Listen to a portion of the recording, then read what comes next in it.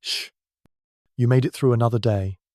Tonight, forget about noisy streets, busy phones, or tomorrow's worries. Let me pour you a cup of old medieval ale. Warm, bitter, maybe a little strange. Close your eyes and listen close. Tonight, we drift back to a time when villagers traded muddy roads for muddy drinks and forgot the world, one sip at a time. Before you get too cozy, please like this video and subscribe if you truly enjoy sleepy stories like this. And tell me in the comments where you're listening from and what time it is for you right now. I always love seeing who is drifting off with me across the world. Now, settle deeper under your blanket. Let the fan hum softly in the corner. Breathe slow and follow me into tonight's journey together. Picture this.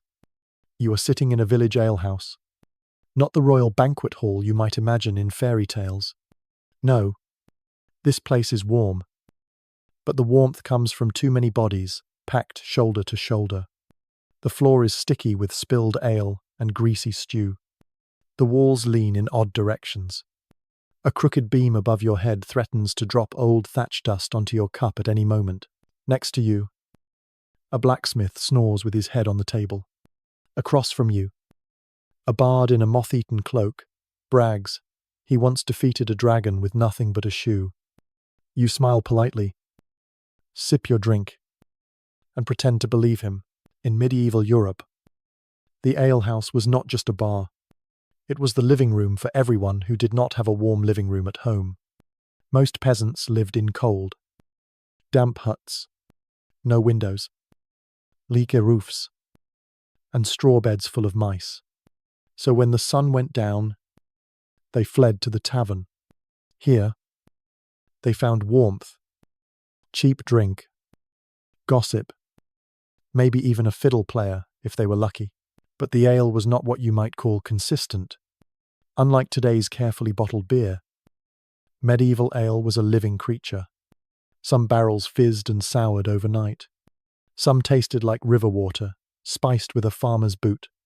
And some were improved by adding extra herbs and roots. Sometimes, this made the drink better. Sometimes, it made it interesting. And sometimes, it made the local priest very nervous. Take yarrow, a simple roadside flower. Brewers often tossed it into the ale to add a floral twist. Nice. Harmless. Then someone tried bog myrtle. Slightly stronger. A hint of bitterness. And, according to old tales, just enough to make you forget your debts for an hour or two. But the real trouble came when cunning folk, local herbalists, wise women, and sometimes suspicious old men with too many mushrooms in their pockets decided to test which herbs might lift a drinker's mind higher than the church roof. Historians still argue about whether these experiments were clever medicine or dangerous fun. Some monks wrote warnings about plants that open the mind to illusions. Others just scribbled recipes for stronger ale and kept refilling their mugs. Imagine you, still sitting on that rough bench. Your mug is warm in your hands. You lift it. A sip hits your tongue. It tastes like grain, rainwater, and something slightly earthy that you can't quite name. You swallow anyway. After all, clean water is a gamble. This drink is safer, even if it does make you dream about talking goats later tonight. Behind the alehouse, behind the pigsty, secrets bubble in clay pots. The cunning folk boil roots and leaves under the moonlight. They whisper to the wind so no one can hear the ingredients. They believe some herbs protect the liver, some clear the mind, and some open doors in the head that maybe should stay closed. Betony was a favorite, an innocent-looking green plant. People believed betony cured headaches, sadness, nightmares, and even protected you from witchcraft. So naturally, they mixed it right into the ale. Peasants loved it. They said a mug of betony ale kept bad dreams away. Some folks claimed it made them forget hunger for a night. Convenient, when dinner was just stale bread. Meanwhile, monks in stone monasteries brewed their own ale. Stronger, better, brewed with clean water, precious hops, and sometimes an extra herb or two for spiritual focus. Historians suspect a few monks used spiritual focus as an excuse to nap on the floor after one mug too many. Can you blame them? Chanting prayers all night was hard work. A sip of strong ale made it easier to sing praise and forget that your cell had no fireplace. But tavern keepers were not about to lose customers to the monastery, so some got bold. They dropped henbane into ale. Henbane is not your everyday herb. A pinch can ease pain. A pinch too much and you might run into the woods barefoot, convinced you are a royal messenger for a kingdom that does not exist. People drank it anyway. A mug of henbane ale turned a dull night into a vivid adventure. You might tell your neighbor about it the next day, or swear to the priest that you saw angels dancing above your roof. The priest would roll his eyes and sprinkle more holy water on your doorstep. Did the local lord care? Usually not. As long as the taxes were paid and no riots broke out. Villagers could hallucinate about talking dogs all they wanted. The village well was worse. Anyway, one sip of bad water and you might get a stomachache that lasted all winter. Ale, strange as it was, felt safer. Sometimes, when your head pounded after a night of questionable drinking, you crawled to the cunning woman's hut at the village edge. She would hand you a foul-smelling tonic, thick as mud, brewed from leftover roots and yesterday's ale foam.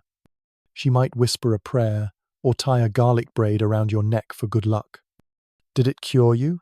Maybe. Maybe not. But you paid her with a handful of eggs and promised not to tell the Lord you were drunk again. Some nights, the tavern turned into a stage for all kinds of drama. Couples argued over who owed the brewer more copper coins. A shepherd boasted he had seen fairies near the old mill pond. A wandering fiddler played a sad tune until someone paid him to stop. All the while, mugs clinked, fire crackled, and that special mix of beer and root did its quiet work. By morning, the village woke up to roosters crowing and the soft moans of men regretting that third mug of root-infused ale. But work waited for no one. Even with a mild headache and fuzzy memories, you tied your boots, grabbed your hoe, and marched to the muddy fields. Life went on. No pity for drunks when there were weeds to pull and lords to serve. Some villagers believed these strange herbs protected them from worse fates.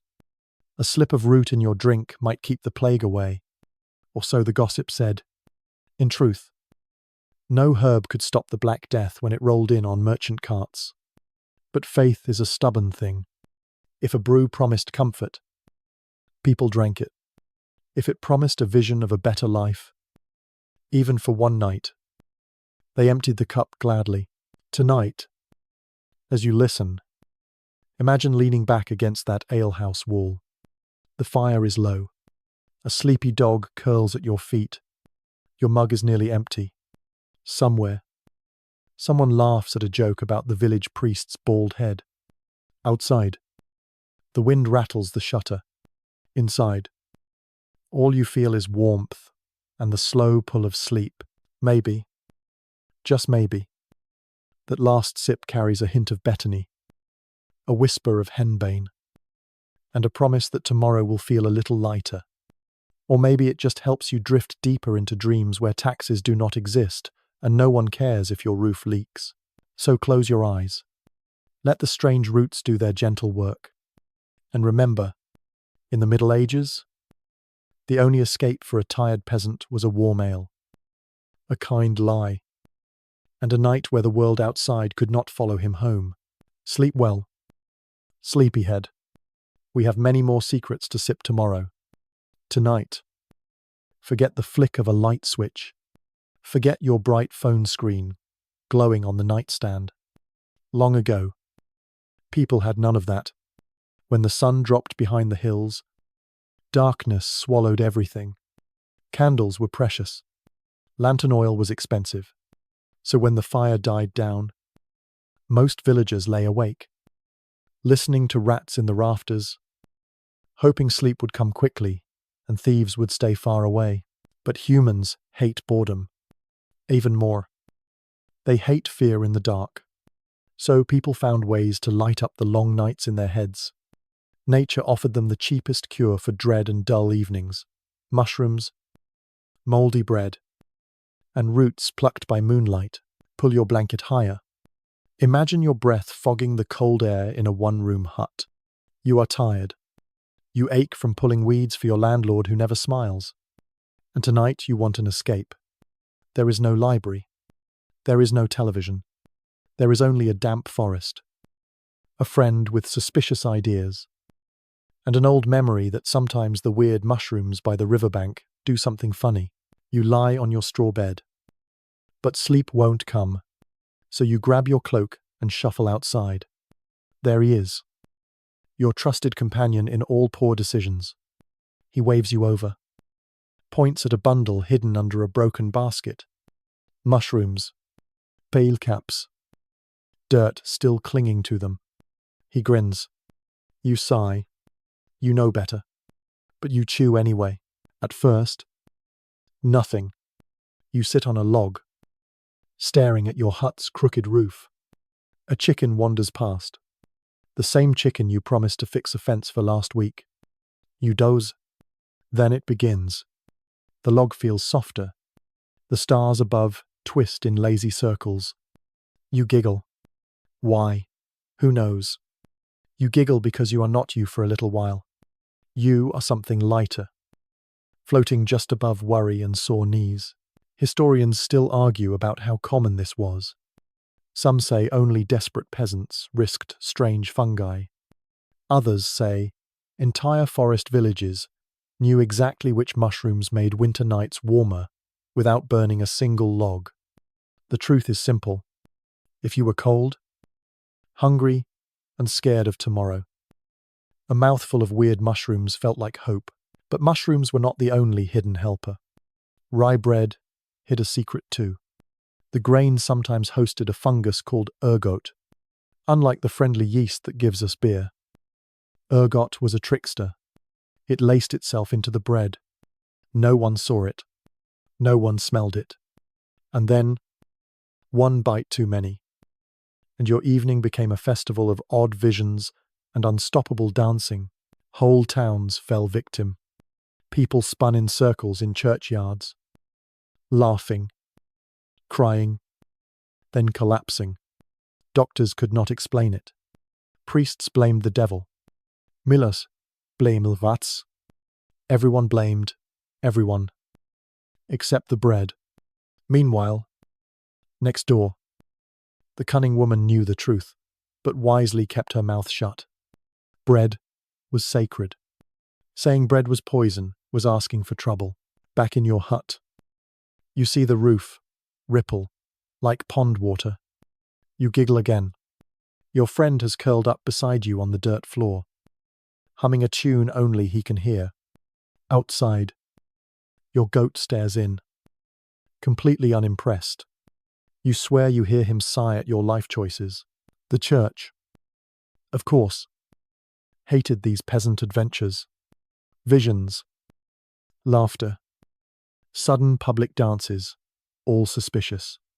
Holy men preached that true visions come from saints, not from mushrooms growing on cow dung. But the church's scolding rarely reached into tiny huts hidden deep in wet forests. There, villagers trusted the forest more than the pulpit. In some places, monks themselves played with nature's secrets. Some herb gardens behind monastery walls hid more than rosemary and sage. Certain scrolls mention clarifying herbs to help a brother focus on scripture through long, candlelit nights. One theory whispers that even monks sampled mild fungi or used tiny doses of ergot in teas to soothe the mind before fasting prayers. These were not wild parties behind church walls, just quiet experiments, trying to ease headaches or find God in the flicker of a single flame. Most of the time, they found only stomach aches and guilt.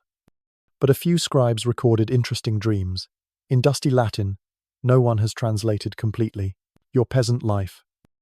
Meanwhile, stays simple. You do not know Latin. You do not care for monks' headaches.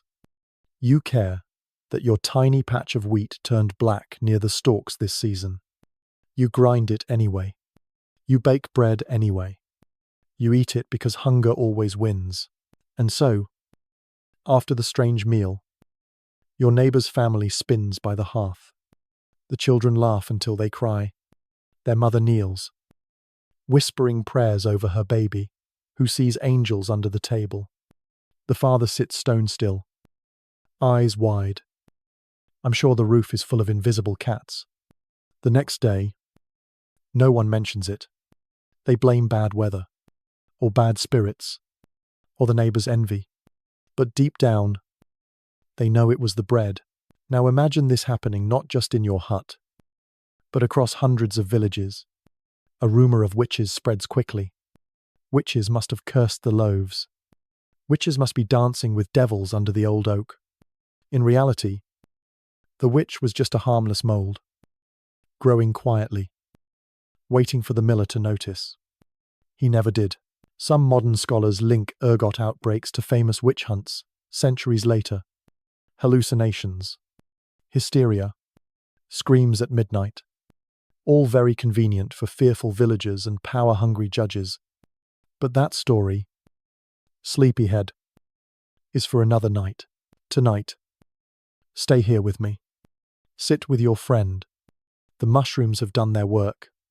He hums. You see shapes in the firelight. A shadow becomes a kind face. Another shadow becomes a soft dream that tomorrow's rent might not matter.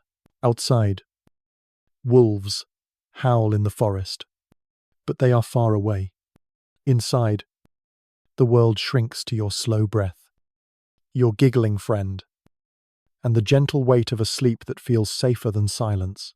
No electricity, no lamp, no bright buzzing phone, just nature's mischief. A borrowed handful of warmth inside your chest, and the soft promise that tomorrow will come, whether you are ready or not. Before you drift off, let me whisper one last secret. In places you will never visit, forests still hide those mushrooms. Villagers still tell stories of a cousin's cousin who chewed the wrong one and woke up kissing a tree.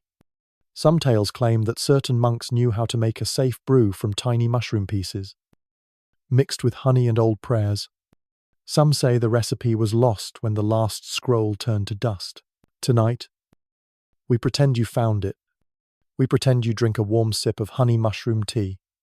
No fear, no headache, no taxes waiting outside your door. Just a night so calm.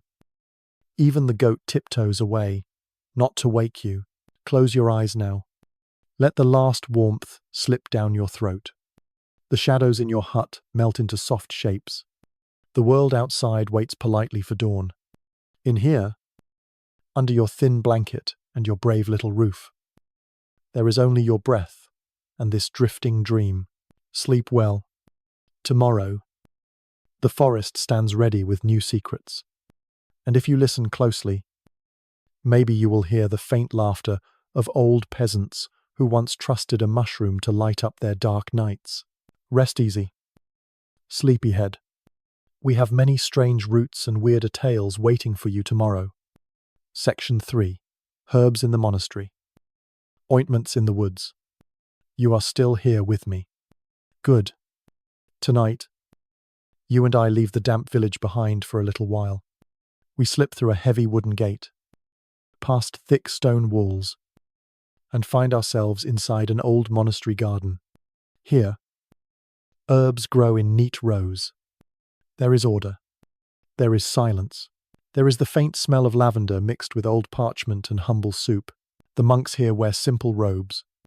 They chant softly.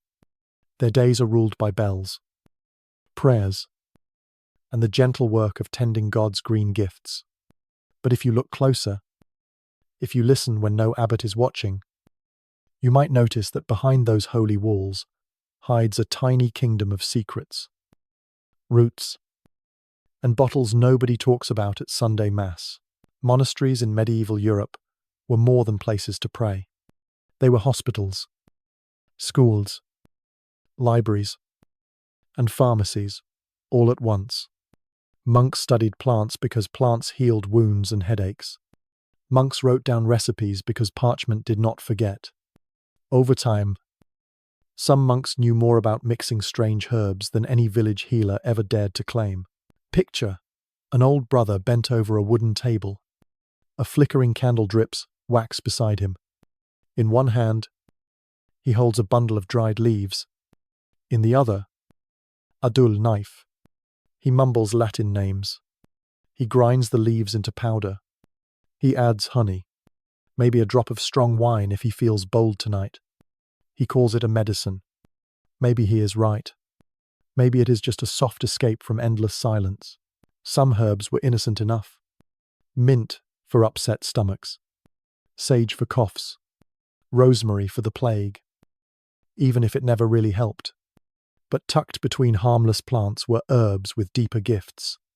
Henbana, mandrake, nightshade. To the average villager, these were witchcraft in a root. To the monk with an aching back and too many sins to confess, they were sometimes a quiet blessing. Historians still argue about how honest monks were with their own records. Somme monasteri herbals, written in beautiful Latin. List dangerous plants in neat rows, each with a polite warning, but hidden between lines about rosemary and thyme. You find notes like a root that calms the mind or a leaf that brings sleep quickly. One old recipe simply says, "Take at sunset, pray before sleep." Outside these stone walls, deep in the woods, another figure works alone. She is no monk. She is the village cunning woman. Maybe you would call her a witch if your crop failed. But when your child burns with fever or your wife screams in labor, you run to her hut faster than you kneel at the church steps. She does not write her knowledge in Latin. She whispers it to her granddaughter while they pick roots at dusk. She stirs her pot with a wooden spoon, stained dark by secrets. When you knock at her door, she opens it with a sigh and a look that knows you cannot pay her properly. She helps you anyway. In her hut, dried bundles hang from the rafters. Little clay pots line the shelf. Some hold ointments. Some hold powders. Some hold secrets no priest will ever bless. She knows what monks know, sometimes more, because she does not fear gossip. She fears letting her people die when a pinch of the right powder might save them. Imagine now, you are her visitor. You stand shivering by her hearth. You whisper that your bones ache. Your head spins at night. You dream of demons. She nods. She reaches for a pot so old its lid sticks.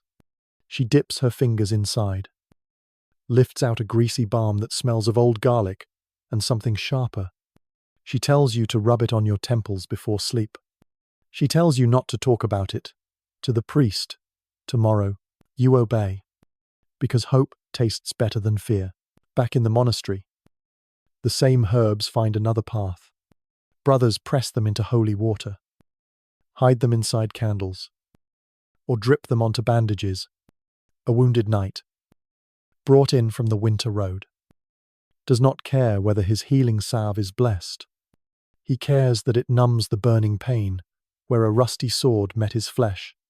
He cares that after a sip of monk's brew, he sees gentle angels instead of brutal memories. Of course, not every mixture worked as promised. Sometimes a novice monk used too much root or too little honey. Sometimes a cunning woman tried a new blend under a full moon and forgot a step. When that happened, people blamed demons, or witches, or their own sins. No one blamed the root. Nature was holy. Humans simply failed to listen properly. Tonight, I want you to picture a special mixture both monks and cunning women knew. It went by many names. Some called it flying ointment. Others called it nonsense. Superstition. Gossip to frighten children. But stories persist. The ointment was made from fat. herbs, and whispered prayers spoken backwards. Hinbana, mandrake, belladonna, crushed carefully, mixed with animal fat, sometimes pig, sometimes goose, stirred under moonlight, stored in small pots hidden under floorboards. How was it used? Not in soup, not in tea.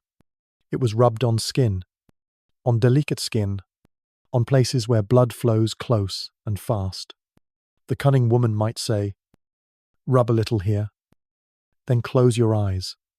The monk might never say such words, but a curious novice might find the recipe and wonder. One story claims women who used this ointment dreamed they flew through the sky to dance with the devil himself. Or maybe they just escaped the bitter cold and hunger for a few sweet hours of weightless sleep. Modern scholars debate whether anyone really flew or if the ointment simply caused vivid, swirling dreams that felt real. The church did not care. Flight was flight. Visions were dangerous. Anyone caught with such a pot of ointment risked fire, rope, or worse, but for the desperate soul kneeling by the hearth. Sometimes a dream of flying felt worth any risk, and so, hidden behind monastery doors, locked inside forest huts, these recipes survived, whispered from teacher to student, mother to daughter, scribe to scribe. They wove through centuries like a secret melody, soft but stubborn. Tonight, as you breathe slow, imagine standing in that monastery garden at dawn. A pale mist drifts over neat herb beds. Somewhere inside, an old brother stirs warm water with a sprig of mint. He hums an old hymn. He tells himself the mint will help him read by candlelight just 1 hour longer. Far away, in the deep woods, the cunning woman steps outside her hut. She wipes her hands on her apron.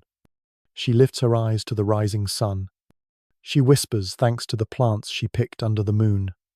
Her jar sits safe inside. She knows her neighbors call her many names. Healer, witch, friend, enemy. But tomorrow, when the fever comes or the bone breaks, they will come, and she will open her door, some nights, under soft furs and thin blankets. You might dream you stand between these two worlds, one foot on monastery stone, the other on forest moss, both hands holding tiny jars filled with hope and mischief. You might dream you smell crushed sage and night-blooming flowers. You might wake with the taste of mint on your tongue, wondering if you, too, once knew a recipe worth keeping secret. So rest now. Let the walls of your room fade away. Let your breath sink into the roots and leaves of old gardens, long forgotten. In this night, herbs are gentle, ointments are kind. No one whispers witch. No one accuses. There is only the hush of leaves in the wind and the promise that somewhere in every shadow, healing waits for the brave. Sleep well. Sleepyhead. Tomorrow, we will open another door, and behind it, stranger stories still wait for you. Section 4. How to accidentally see angels and sometimes the devil. Welcome back. Sleepyhead. You're still here. Eyes heavy. Breath slow. Good. Tonight, we peek inside the flickering mind of a medieval soul who, with no science degree, no doctor, and no sensible fear of risky herbs, managed to see angels, or at least believed they did, and sometimes, if luck ran out, they saw something far less polite. In the Middle Ages, visions were serious business.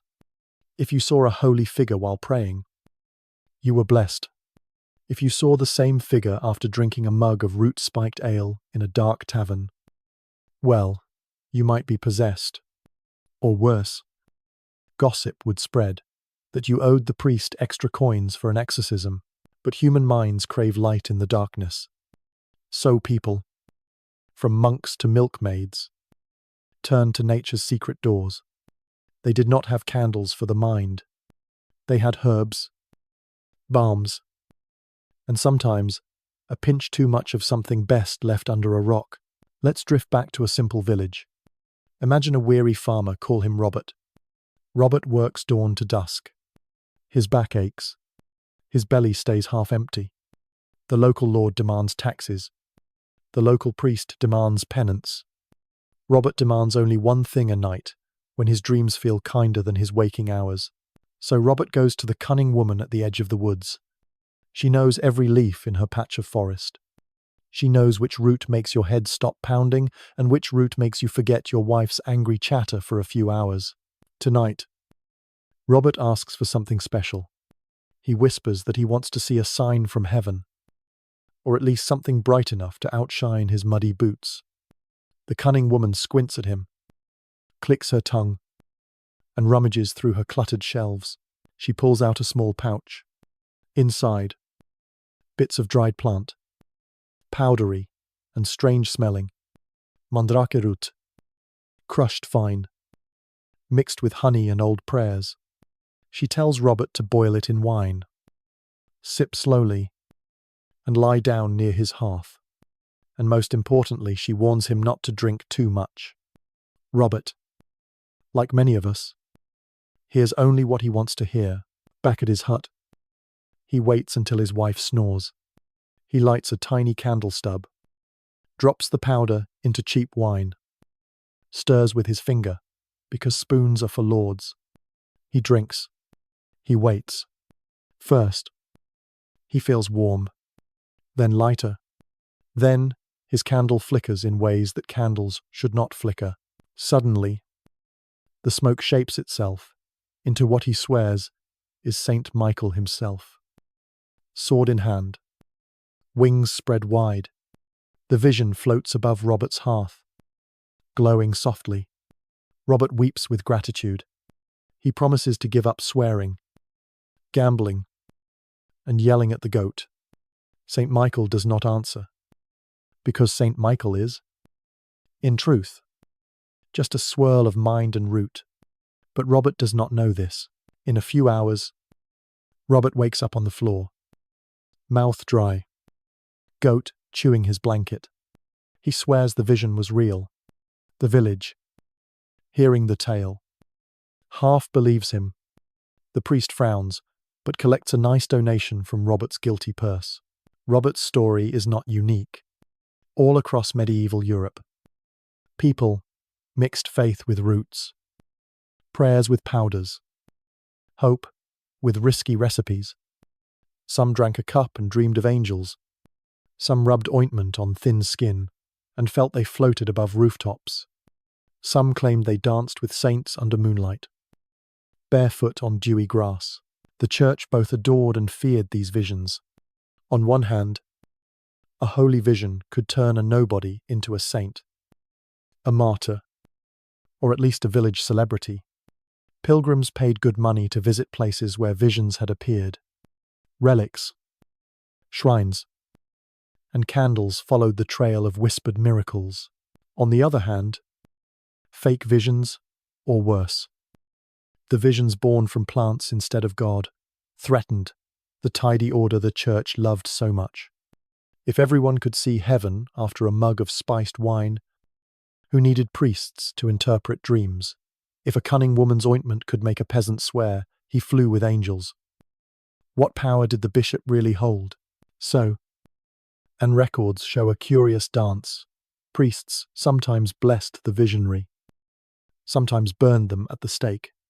A thin line separated saintly visions from dangerous hallucinations. And medieval people, clever as always, walked that line with wide eyes and risky curiosity. Not all visions were sweet. Sometimes, the roots turned mean. Belladonna, for instance, looked harmless in the garden, but hid sharp teeth inside its purple berries. A few berries numbed pain. A handful tricked the mind into seeing horned shadows by the bedpost. Some unlucky souls believed the devil himself, whispered dark secrets, while they lay helpless in sweaty beds. Yet even then, desperate villagers returned for more. Better a frightening dream than the dull certainty of hunger and unpaid rent. Better to blame a demon for your angry outburst than admit you just hated your neighbor's loud rooster. Not just peasants dabbled in this blurry realm. Nobles, too, liked forbidden balms and tinctures. Court healers mixed tiny doses of nightshade to calm noblemen before surgery, or to help noble women sleep through childbirth. Whispered rumors claimed that a few powerful families owned secret dream boxes, carved wood containers, hiding powders so potent that one sniff could send a sleepless baron into visions of silk and song. Back in the monastery, hidden behind cold walls and echoing hymns, monks sometimes struggled with their own visions.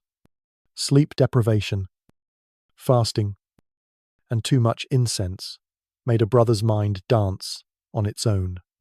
Add a tea brewed too long with strange leaves, and a humble scribe might claim he spoke with angels who corrected his spelling errors by candlelight. Of course, the abbot rarely approved such revelations. A few lines in old manuscripts hint that certain monks were quietly sent away to distant cloisters, safe places to dream in peace. Out of sight, far from curious pilgrims and worried bishops, in the woods. Meanwhile, the cunning woman stayed busy. Her customers wanted more than healing salves for sores. They wanted answers about dead relatives, love spells to win over a cold spouse, glimpses of the future hidden behind the curtain of ordinary days. So she adapted. She mixed a little more mandrake, a little less henbane. She taught her daughters how to watch for the dangerous dose. She buried bad batches deep in the earth, whispering apologies to old spirits. Some villagers paid her in eggs. Some promised to repair her roof. Some paid in silence, vowing never to tell the Lord that the night before they danced barefoot in the yard, arms raised, seeing stars no one else could see. Tonight, wrapped in your blanket, you do not need to taste bitter root tea or rub strange grease on your wrists.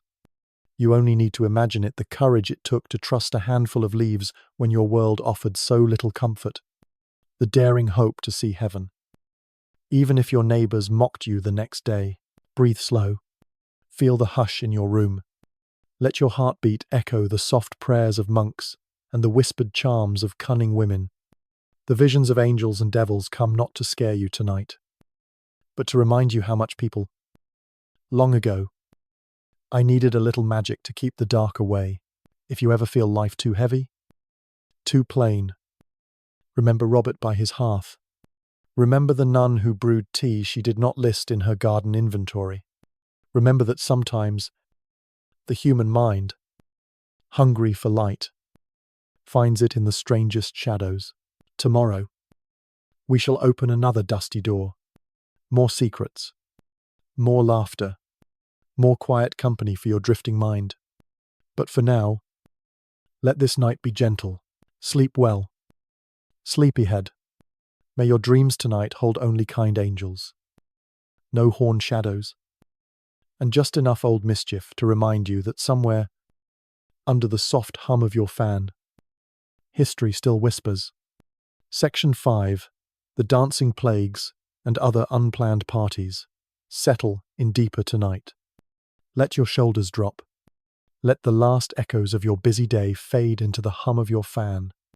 Because tonight, we are going to dance, or rather, watch a lot of very confused medieval villagers dance until their feet blistered, their minds blurred, and the priests scratched their heads, wondering if demons had learned new dance steps. Close your eyes and imagine a small town, cobblestone streets, a market square with a tilted well, chickens cluck near muddy shoes. One hot summer day, a woman, no one remembers her name, now steps into the square. She hums softly. She sways her hips. A few people glance over, but they do not think much of it. Maybe she has had too much cheap ale. Maybe she just likes the sun on her shoulders. But she does not stop. Her feet stamp the ground. Her arms rise and fall in a slow rhythm. A child giggles and tries to copy her. By sunset, a handful of villagers join her. They spin. They laugh. They do not notice blisters forming on bare heels. By morning, the whole square thumps like a heartbeat. 40 peasants, sweaty and wide-eyed, twist and hop to music only they can hear. The local priest rushes out, clutching a crucifix. He begs them to stop. They cannot. Their legs obey no command except the dance. This is not a fairy tale.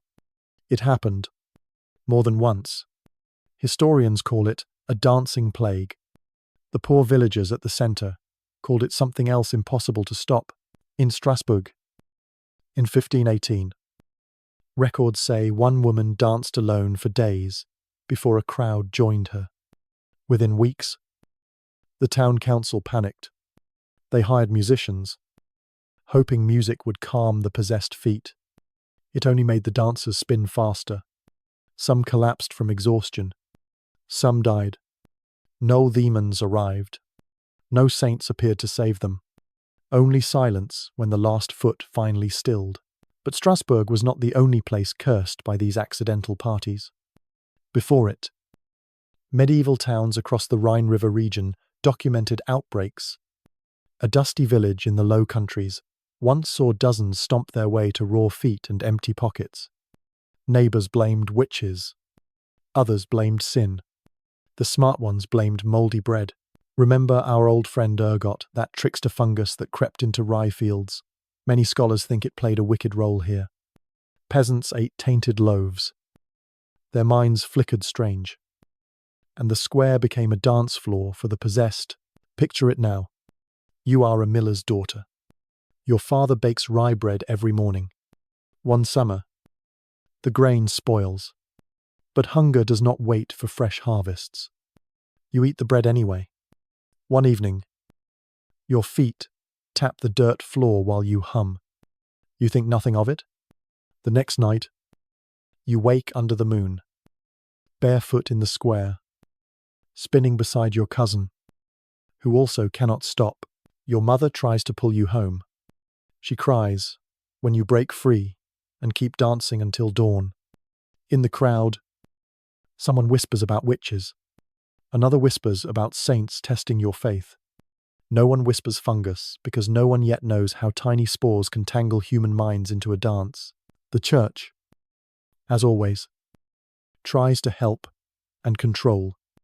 In Strasbourg, priests set up shrines to Saint Vitus, patron saint of dancing and epilepsy. They led processions, sprinkled holy water, offered relics for trembling dancers to kiss. It worked sometimes, or maybe the bread simply ran out. Meanwhile, local physicians offered another solution: let them dance it out. Better exhausted than cursed forever. So they hired pipers and drummers. Villagers surrounded the dancers, clapped along, hoping the plague would burn itself away like a fever sweat. For days, music filled alleys. For days, feet bruised, knees buckled, and the air smelled of human exhaustion and stale ale. Imagine the smell of it: dirt, sweat, desperation.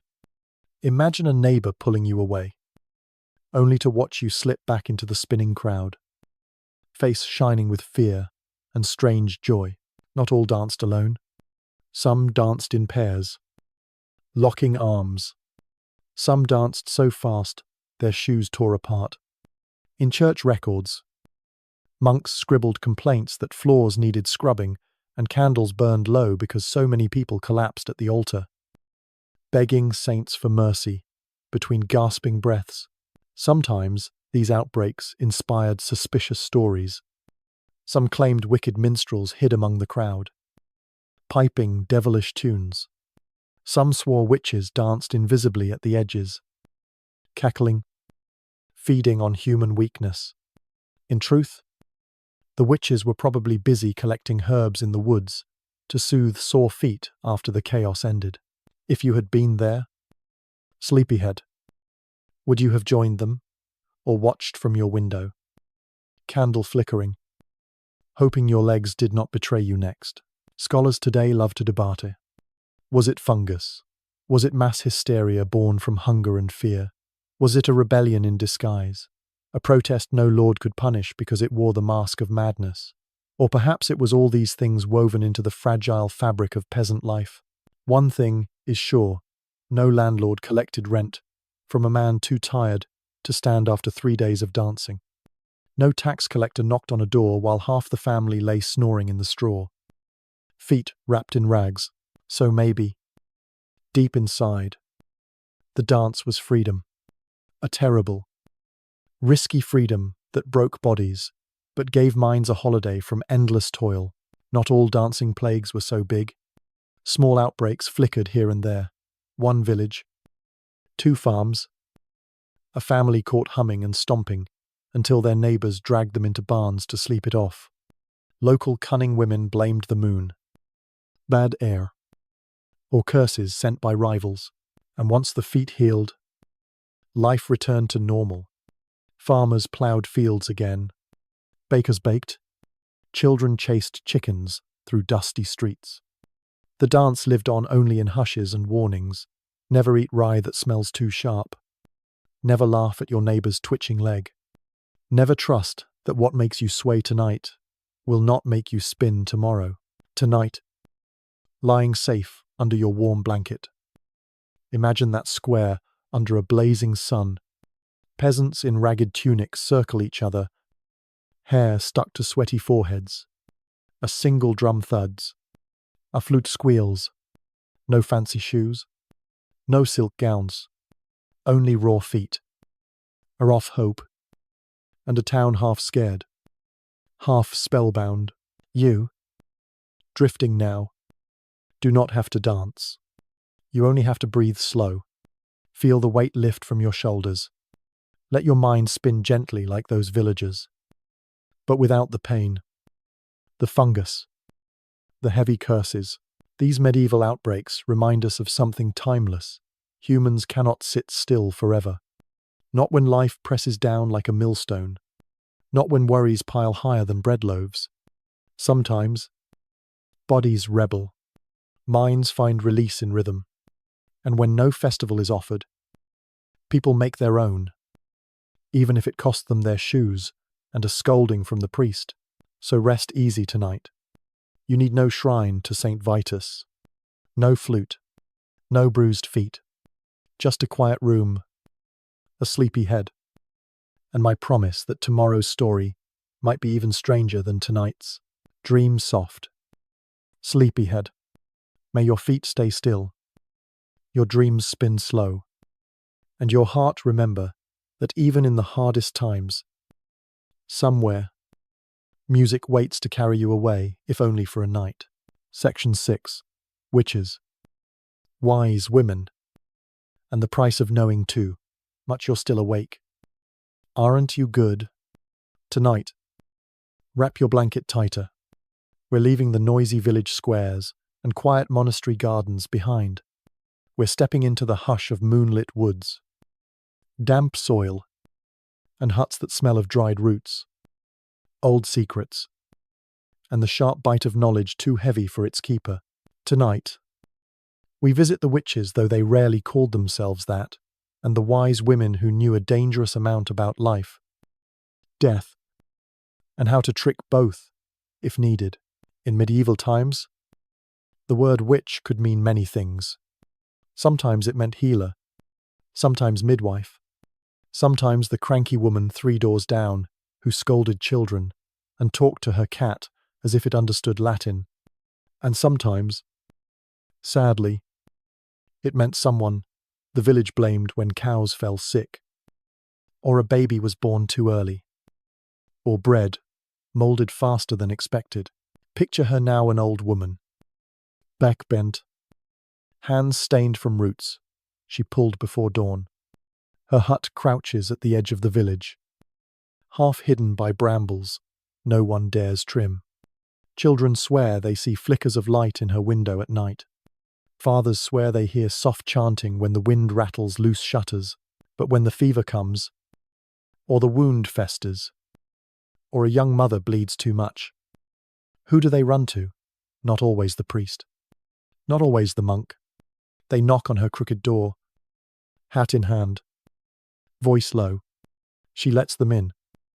Though they spoke badly of her last Sunday, she knows secrets. And secrets mean power. And power attracts fear like honey attracts flies. Long before the word witch hissed from trembling lips, these women were village doctors, weather prophets, birth guardians. They passed recipes for salves and teas from mother to daughter, or from a dying aunt to a brave niece. No parchment needed, no monastery ink wasted. Their knowledge bloomed in the quiet corners of gardens and inside the deep wrinkles at the corners of their eyes. Of course, the price of such wisdom was steep. A midwife who lost too many babies was easy to blame. A healer whose tonic failed once might find her roof set ablaze next spring. And if she lived alone, owned a black cat, or laughed at a rich man's joke, double trouble. Some smart women wore two faces, one for the church, nodding politely, praising saints, another for the forest, where they whispered to plants and thanked the moon for kind weather. They stitched both masks so carefully that even their own husbands did not always see the seams. Others did not bother pretending. They spat at village gossip, winked at scandal, and charged a few coins more for the trouble. They knew they were needed. They also knew that sometimes need was not enough to save them from the rope. Listen now, sleepyhead. Do you remember the flying ointment, that greasy mix of herbs and fat, rumored to lift a woman's spirit straight into the sky? Wise women knew the recipe. They knew when to use it for good easing deep pain, numbing terrible childbirth, and when to hide it so no drunk neighbor stole a jar, rubbed it all over, and claimed he danced naked with the devil. Stories like that spread fast, and spreading stories often spread trouble faster. Villages whispered, priests worried, lords grew uneasy, because a woman who knew how to calm pain, chase fever, and coax dreams out of poppy petals was a woman who did not always bow when told. She answered first to her roots, her herbs, and the soft voice inside her chest. Second, maybe, to God, if he asked nicely. Records tell us some paid dearly for this quiet defiance, not always burned at grand public stakes, like later centuries loved to do. More often, dragged before a local judge, accused of sour milk, a spoiled harvest, or a stillborn calf. Evidence, a bundle of dried herbs under her bed, a pot of odd-smelling ointment hidden under floorboards, a neighbor's tale of seeing her walk the woods at dusk, talking to herself, enough to hang a life on a thin rope, yet for everyone punished. 3 more survived. They moved to the next village, changed their name, taught the craft again. They hid their secrets in plain sight, a jar of honey here, a sprig of yarrow tucked into a kitchen beam there. To outsiders, armless decorations. To those who knew how to read the signs, a living pharmacy disguised as a peasant's pantry. Imagine you live back then. Imagine you hurt your back in the fields. You trudge through mud to her door, hat in hand. Pride swallowed whole. She eyes you. She sees your trembling hands, your bruised ego. She knows your wife scolded you for even coming. Still, she gestures you in. Inside, bundles hang from the rafters. A cat curls near the hearth. Her kettle bubbles with something that smells half pleasant, half suspicious. She presses a warm cloth to your skin. She mutters words half prayer, half recipe. You feel better before the herbs even touch your tongue. Because sometimes belief is the first medicine. She charges you 3 eggs and a promise not to tell the priest. You saw her cat wear a red ribbon. You nod. You leave lighter. Your pain softer. At church next Sunday, you cross yourself twice as hard, just in case. But life has a sense of humor. 1 season later, hail ruins your barley. A neighbor's cow coughs up blood. Children shiver with strange fevers. Fear stirs where reason hides. And fear loves a scapegoat more than it loves the truth. So eyes turn to the edge of the village again.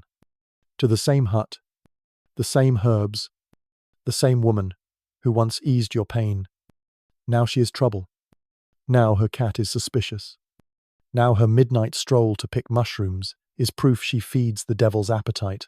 Such stories repeat so often that they stop shocking the parchment scribes. Over centuries, a quiet truth echoes louder than all those fearful rumors. Knowledge is power. But power in the wrong hands, or simply in a woman's hands, was dangerous to a world built on obedience. Still, they endured.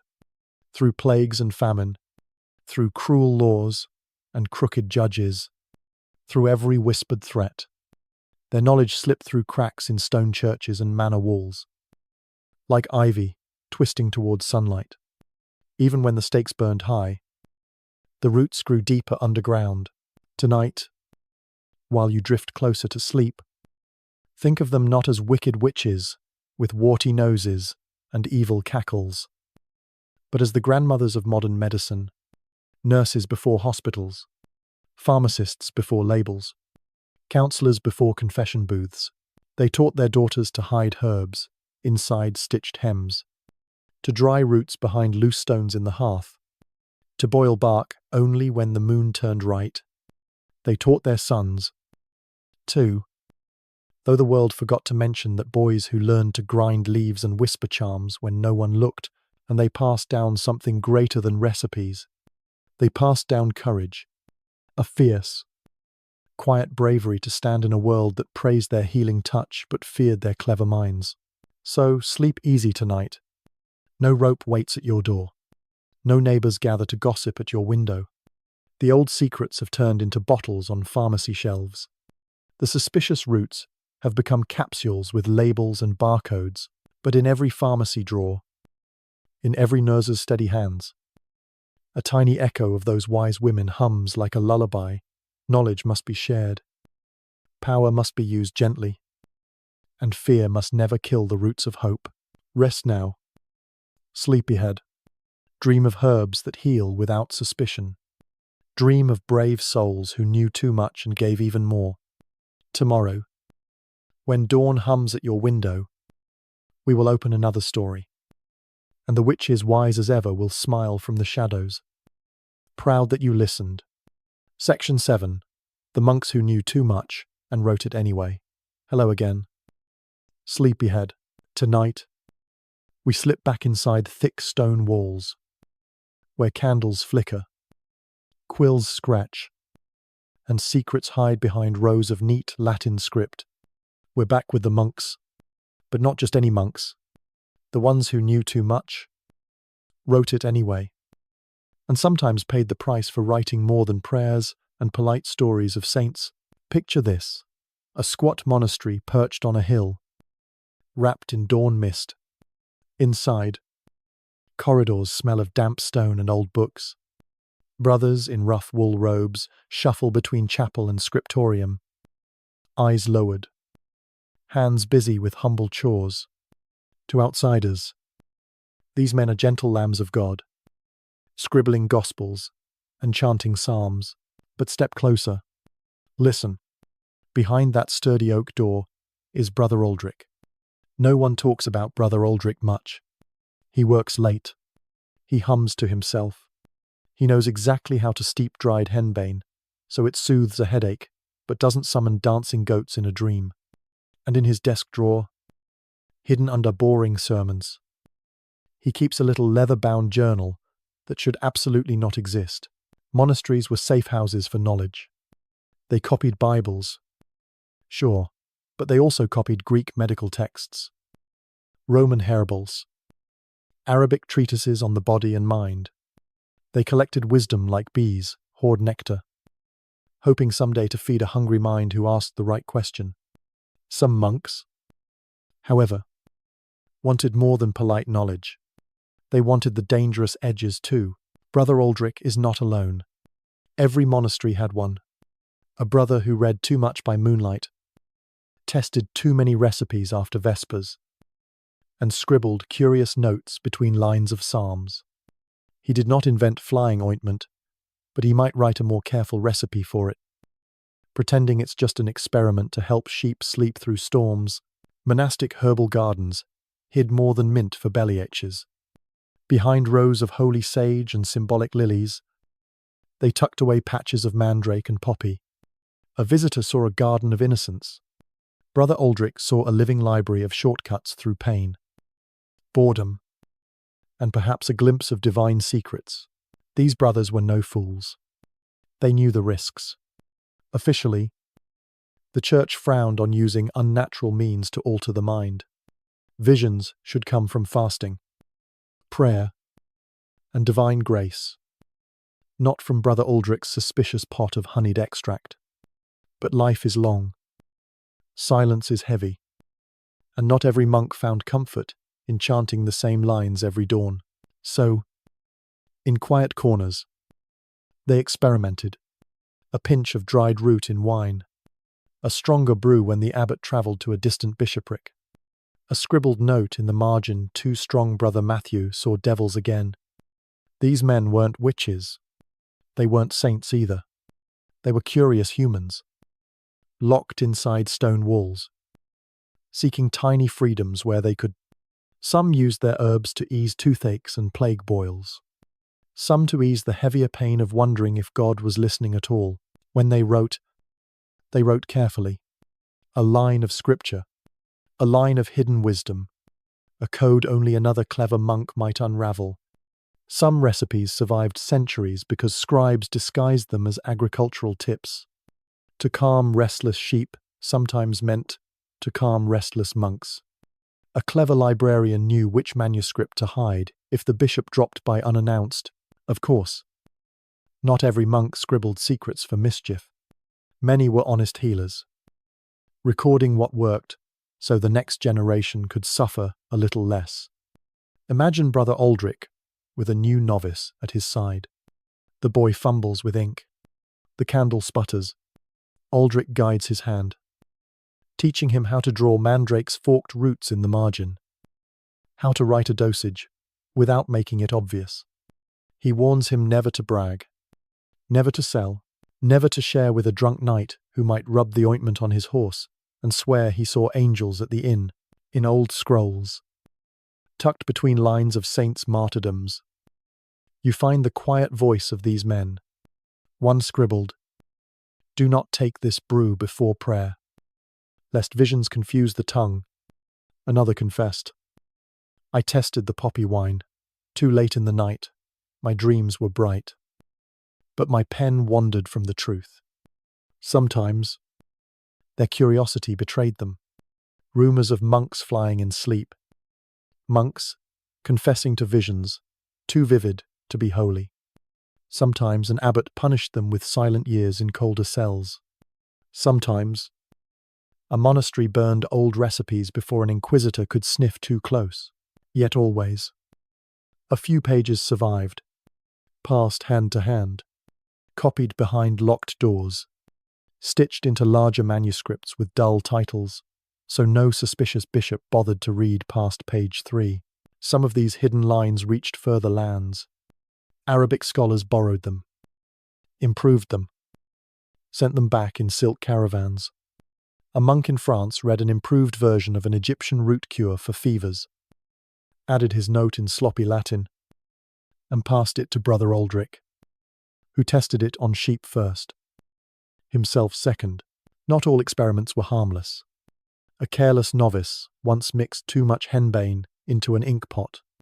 By dawn, 2 scribes claimed to see angels in the rafters, and the abbot found the psalms half finished, pages covered in doodles of dancing goats. The novice was sent to the fields for a month, weeding turnips while the others giggled behind their sleeves. Yet the work continued, because pain never sleeps, and fear never fully obeys rules. A peasant knocked on the monastery gate with a festering wound. Brother Aldrich opened it. He chose the risky ointment over holy water alone. He thanked God if it worked. He blamed himself if it didn't. Tonight, drifting warm in your bed, imagine sitting beside him at his desk. Smell the ink, the candle wax, the faint sharp tang of crushed root on his fingers. He leans in, whispers in your ear. This one helps with the ache. Use only a drop. He smiles, hides the scrap of parchment under his robe, and returns to copying psalms as if he never spoke. One day, his bones will rest beneath the cold stones of the monastery floor. The garden will change hands. The abbot will preach that holy prayer alone saves souls. But somewhere on a dusty shelf, a forgotten manuscript will wait for someone like you, someone curious, someone kind, someone brave enough to wonder if a single dried leaf can open a door to better sleep, less pain, and a dream bright enough to hush tomorrow's worries. So hush now, sleepyhead. You owe Brother Aldrich nothing tonight. No secrets, no confession, only your calm breath and the slow drift towards sleep. Let the stone walls fade. Let the chant soften. In this quiet space between dreams, monks who knew too much smile at you, grateful you listened when they whispered through parchment and centuries. And tomorrow we shall visit even stranger pages. So sleep well tonight. Rest your mind. Rest your bones.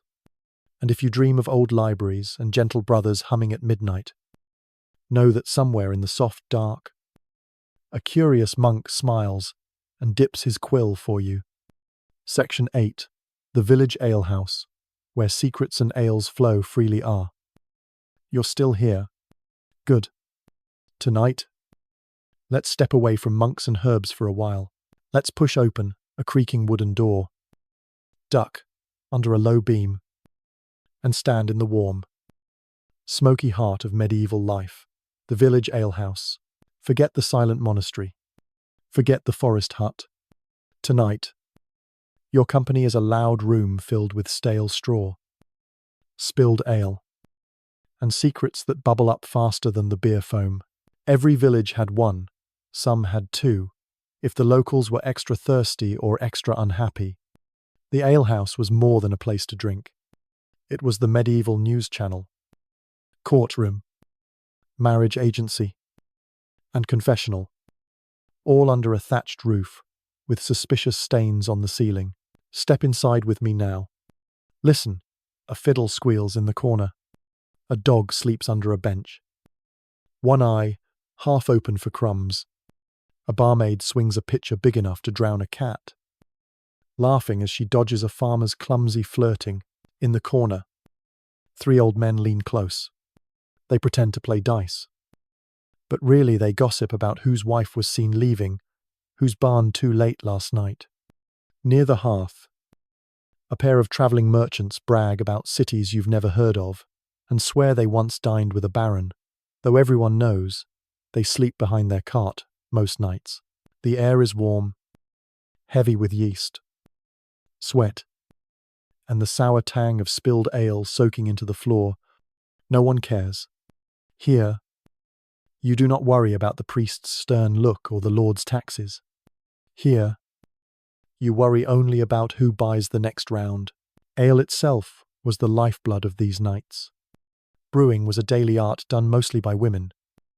By the way, in a village, the alewife was often more powerful than the reeve or the priest, at least until her kegs ran dry. She kept her recipe locked inside her head, measured hops with a sharp eye, and knew which neighbour's gossip needed to be drowned in an extra strong pint. Picture her now, sleeves rolled to her elbows, hair pinned back, stirring a bubbling pot with a spoon bigger than your arm. She tastes it, nods, mutters that this batch will make old Thomas sing dirty songs on the table again. She does not mind. Singing drunks pay double before they pass out. Medieval ale wasn't quite beer as we know it today. It was low in alcohol, cloudy, sour, and best drunk fresh before it turned into vinegar. Small ale for children and daytime thirst. Stronger brew for nights like this. when a man wanted to forget that tomorrow he must dig, plough, or beg for mercy from the landlord, and forget they did. The alehouse was freedom, freedom to curse the Lord, praise the king, complain about the weather, or swear that next season your turnip crop will finally beat your neighbours. It was the place where a poor man's tongue grew brave, where laughter rolled louder than debt collectors' threats. Not everyone approved. The church frowned on alehouses. Too much drinking, too much dancing, too much temptation under one low roof. Some bishops tried to ban dancing altogether. Imagine that a room full of well-fed peasants, music squeaking, and the bishop scolding them from the doorway. You can guess who the peasants listened to. Troublemakers lurked in every alehouse too. Thieves, dicha cheats, to a bard or two who sang songs, poking fun at the local noble risky business. If a guard happened to be listening behind his mug, but most trouble was harmless, more noisy than dangerous. A punch thrown here, a nose bloodied there, a promise to duel at dawn that no one remembered once the rooster crowed. Secrets, though those stuck to the beams like cobwebs. The alehouse was where you confessed plans to steal a chicken, to run away with the miller's daughter, to sell a pig you didn't quite own yet. Even the local reeve drank here. He heard the rumours, winked, and pretended not to notice. If he told the Lord every crime whispered over mugs, there'd be no one left to harvest the barley for next year's ale. And in the middle of all this chaos, sometimes, just sometimes, a stranger would appear, a pilgrim passing through, his cloak dusty, a badge from Canterbury pinned to his hat, or a herbal peddler with a sack of dried roots he claimed cured more sins than the priest's prayers ever could. The alehouse door opened wide for both. Coin was coin, and gossip was free. Imagine now, sleepyhead, that you sit on a rough bench near the hearth. The fire pops. The mug in your hand is warm and heavy. A drunk shepherd leans too close, breath rich with onions and secrets. He swears the old woman by the river knows how to turn a man into a goat for a silver penny. He swears his cousin tried it once, and now grows horns when the moon is full. You laugh politely. You sip your ale. You let the stories wrap around you like a scratchy blanket. Outside, the wind howls. Inside, the alehouse hums a heartbeat against the cold and the Lord's taxes. Not everyone makes it home sober. Some crawl into haylofts, hoping the pig doesn't mind sharing a bed. Some stumble through fields, wake in ditches, and swear off drink forever until next market day. The alewife shakes her head at each promise, wipes spilled ale off the benches, and prepares another batch, because tomorrow the same souls will come knocking again. For her, brewing is power. She feeds the thirst. She hears the secrets. She knows who kissed whom behind the church wall. Some lords tried to control the alewives with strict ale taxes, or by forcing them to brew weaker batches. But a smart alewife knew how to keep a hidden keg in the back, stronger than the official brew. A wink, a coin slipped under the mug, and a tired farmer forgot the weight of his debts for one sweet night. Tonight, lying safe in your soft bed, think of those rough benches and smoky rafters. Think of the laughter that rose from dirt-floored rooms. Think of secrets spilled like cheap ale, soaking into the straw, where tomorrow's gossip will sprout. If you ever doubt how humans survive hardship, remember the alehouse. It was proof that sometimes all you need is a warm fire, a sturdy mug, and the shared comfort of knowing everyone else is just as tired, just as flawed, and just as desperate to laugh before the next dawn. Sleep easy. Sleepyhead. No need for stale ale tonight. No need to confess to the reeve. Let your mind drift like foam on a mug light. Harmless. Gone with the morning sun. Tomorrow, the village will wake. The alewife will stir her pot again, and somewhere, in your dreams, you might still hear the faint echo of a fiddle and a drunken promise that next season's turnips will be the biggest yet. Good night, my friend. May your dreams tonight be as warm as the alehouse hearth, as noisy as a mug slammed on an oak table, and as sweet as the hush that follows when the last lamp flickers out and only secrets remain. Section 9. The Itinerant Peddler Gossip. Trinkets and trouble on two legs. You're still here with me tonight. Good. Rest deeper under your blanket, because now we leave the smoky alehouse behind and follow a creaky old cart down a muddy road. Listen for the jangle of pots, the faint whistle of a tune too cheerful for such weary boots. Tonight, we walk behind the most restless figure in the medieval village storybook, the itinerant peddler. Picture him now, or her. Sometimes, a rough cloak patched so many times it looks like a walking quilt, a battered hat hiding eyes sharp as flint. On his back, or tucked inside his rickety cart trinkets, needles, ribbons, cheap knives, herbal packets that might be medicine or might be dust, depending on how honest he feels today. He is welcome everywhere and trusted nowhere. Villagers rush out when they hear his squeaking wheels. Children trailing behind like chicks after a hen. Mothers bargain for sewing needles. A miracle cure for coughs. A length of bright ribbon for Sunday church. Fathers watch their pockets, knowing this sly traveller carries gossip as easily as he carries soap and salt. By nightfall, he settles on a bench in the alehouse, his cart parked safe under the landlord's eye. He unwraps a bundle, shows off cheap silver rings, glass beads that sparkle more than they're worth, tiny carved saints for women who fear dark dreams. The villagers sigh and dig out coins. A new thing, no matter how useless, feels like magic to those who own so little. But trinkets are only half his trade. His true treasure is stories.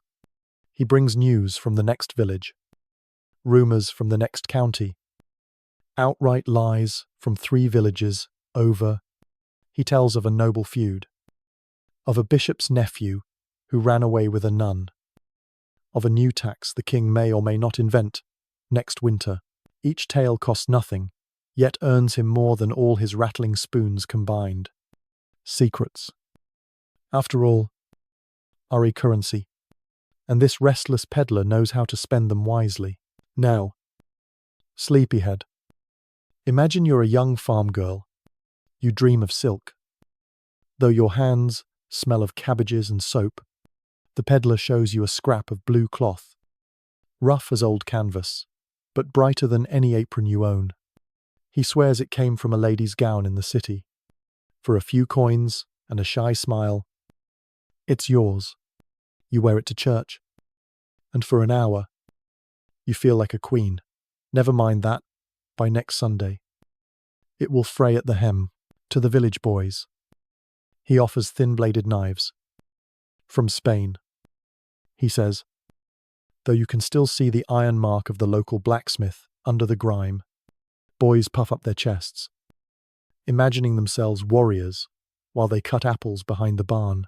And for the old women who clutch rosaries tighter each year, he sells dried herbs. He claims come from Jerusalem, though he probably scooped them from the ditch 2 miles back. Still, belief is strong medicine, and no one argues once the cough eases or the fever breaks. At the edge of each deal hides a question. Is he trickster or saviour, swindler or necessary nuisance? The villagers never quite decide. They grumble when he leaves. But when he returns a season later, they flock to him like flies to honey. Not every lord loves a wandering trader. Peddlers dodge tax, slip through toll gates, spread gossip that stirs peasants to grumble, louder than they should. Some towns ban them outright. Some try to trap them with stiff market fees. But a clever peddler knows the back roads better than any taxman, and has cousins in every hamlet to hide him if trouble comes. Sometimes, The peddler does more than sell ribbon and stories. He carries news of rebellion, whispers that the baron's son mistreats his tenants, hints that, just across the valley, people talk of refusing the next levy. He smiles wide while he says it, voice casual, but he watches which villagers lean closer, which ones frown, which ones nod slowly behind the reeve's back, and sometimes, for the right coin slipped under a cheese wheel or tied in a sack of beans, he carries messages, love notes, bribes, threats folded neat between prayer cards. No guard searches a man whose cart rattles with so much junk it might collapse any moment. Do you see him clearer now? Under the cheerful grin, under the polite bow, lives, a mind always ticking. He survives not by muscle, but by reading every face faster than a priest reads his morning psalms. By dawn, when his cart squeaks out of the village, he leaves behind more than ribbon scraps and dulled knives. He leaves behind fresh rumors, fresh envy, fresh hope that maybe next time he'll bring back silk for real. Sometimes he finds more trouble than he bargains for. A jealous husband, a bailiff who decides he owes last year's toll, a village where the last charm he sold failed so badly that now he's blamed for a goat that died and a child that coughs too much at night. When that happens, he slips away before the cock crows. He knows which hedge to crawl through, which path loops around the reeve's barn, which river crossing hides a quiet boatman willing to row for a copper penny. And so the legend grows, the peddler, who cannot be caught, who cannot be trusted, who always returns just when you need him most. Tonight, curled in your safe bed, I think how often this wanderer stitched villages together.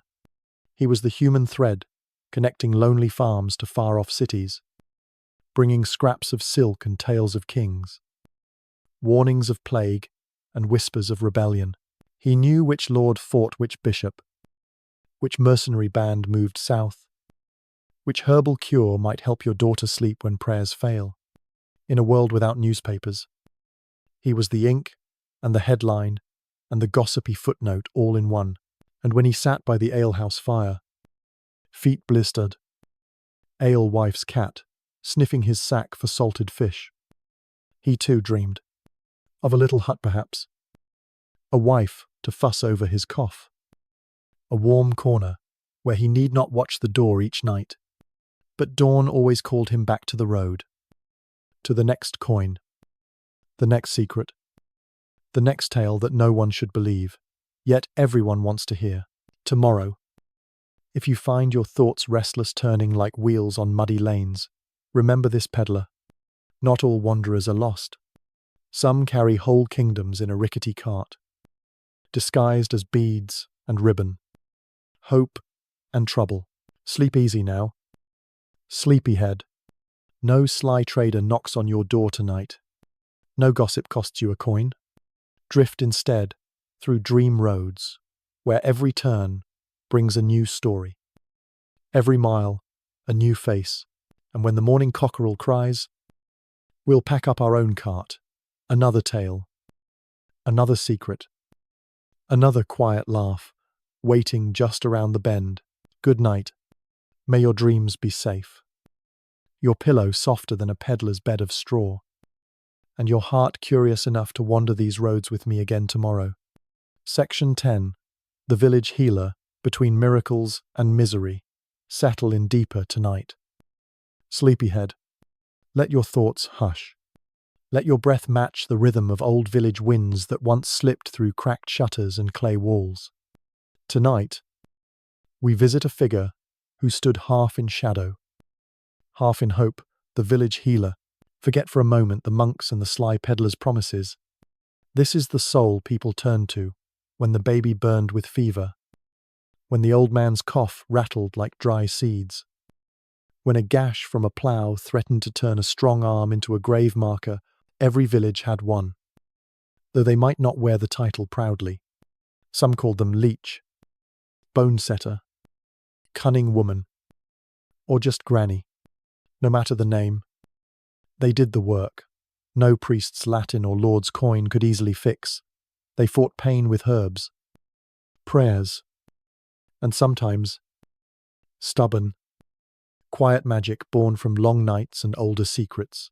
Imagine her now, a bent back that once stood straight, fingers crooked from years, pulling roots and setting bones back in place.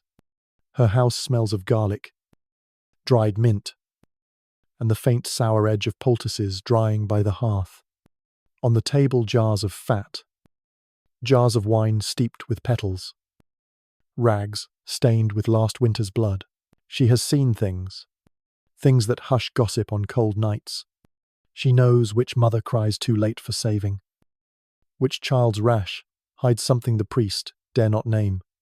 She knows when hope is a lie, and still she stirs her pot, ties her apron tighter, and tells the family to pray while she does the real battle. Her knowledge lives in calloused hands, not in books. Recipes tested by risk. Chew this leaf for toothache. Boil this bark for lung fever. Burn this resin when the house stinks of sick flesh. She learned by watching her mother, who learned from her grandmother, who learned from no school but hunger and desperation. The villagers trust her because they have no one else. When the castle doctor rides through once a year, he demands coin and care in Latin words. The healer asks for an egg, a loaf, a promise to keep chickens out of her herb patch. And she does not leave at sunset. She sits by the bed, wipes the sweat, whispers, comfort, no bishop ever taught. She works with what she has: nettle for blood, yarrow for wounds, poppy to hush a scream, and sometimes she guesses, because not every illness listens to leaves. Not every spirit leaves with incense. When all else fails, she knows how to fold her hands, close her eyes, and sit with the dying so they do not meet the dark alone. This is why some called her witch, not for hexes, but for refusing despair, for daring to stand between life and death without holy robes, for knowing more than a man should if he never carried a child or buried a daughter. That knowledge drew suspicion like smoke draws flies, and yet the same villagers who crossed themselves at her crooked doorway would wake her at midnight when their son convulsed by the hearth. They begged her to break the fever, soothe the cough, pray for the bleeding to stop. She answered the knock. Every time, sometimes she failed. No leaf, no root, no whispered word could halt the pale horse when it came trotting into the village. Then the same voices who praised her called her cursed. They whispered she stole life for her black cat. They spat at her fence. They avoided her at market, until their own gut twisted again, and they came crawling back. She bore it all, because there is a stubborn hope buried deep in any healer that one more brew might work, that this time the herbs will listen, that maybe death might be too busy elsewhere tonight. Not every healer was a bent old woman, though some were men who learned midwifery from wives now buried under churchyard sod.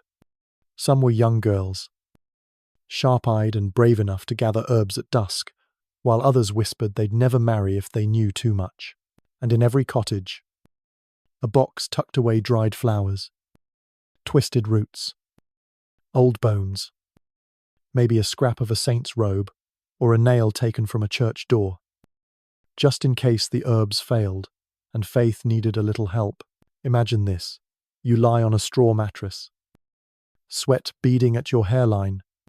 A cough that started last week now rattles like a snake in your chest. Your mother sits beside you, eyes raw from worry. At the foot of the bed, the healer leans forward, fingers at your pulse, lips moving in a language older than the priest's Latin. She knows it might not work. She knows gossip will circle her door if you slip away. Still, she wraps her scarf tighter, blows on the spoon, lifts it to your cracked lips. You drink. It tastes bitter, sharp, a slap of root and hope. Outside, chickens mutter at the night wind. Inside, your chest loosens. just enough to sleep. She pats your mother's hand, murmurs that she'll return at dawn. She will. She always does. Sometimes, her cure works a small miracle. The fever breaks. The baby wakes pink and furious for milk. The old man stands again by spring planting. For a moment, she is a queen in rags, a savior without a halo. Other times, the miracle does not come. She walks home alone, heart heavy. She sprinkles salt at her doorstep, so grief does not follow her inside. She boils lavender in water to drown the smell of loss. She sleeps sitting up, boots on, because dawn might bring another knock. The healer's burden was never the sick alone. It was the blame and the praise, the impossible dance between miracle and misery. No law protected her. No bishop blessed her. Yet villagers leaned on her as sure as they leaned on their ploughs.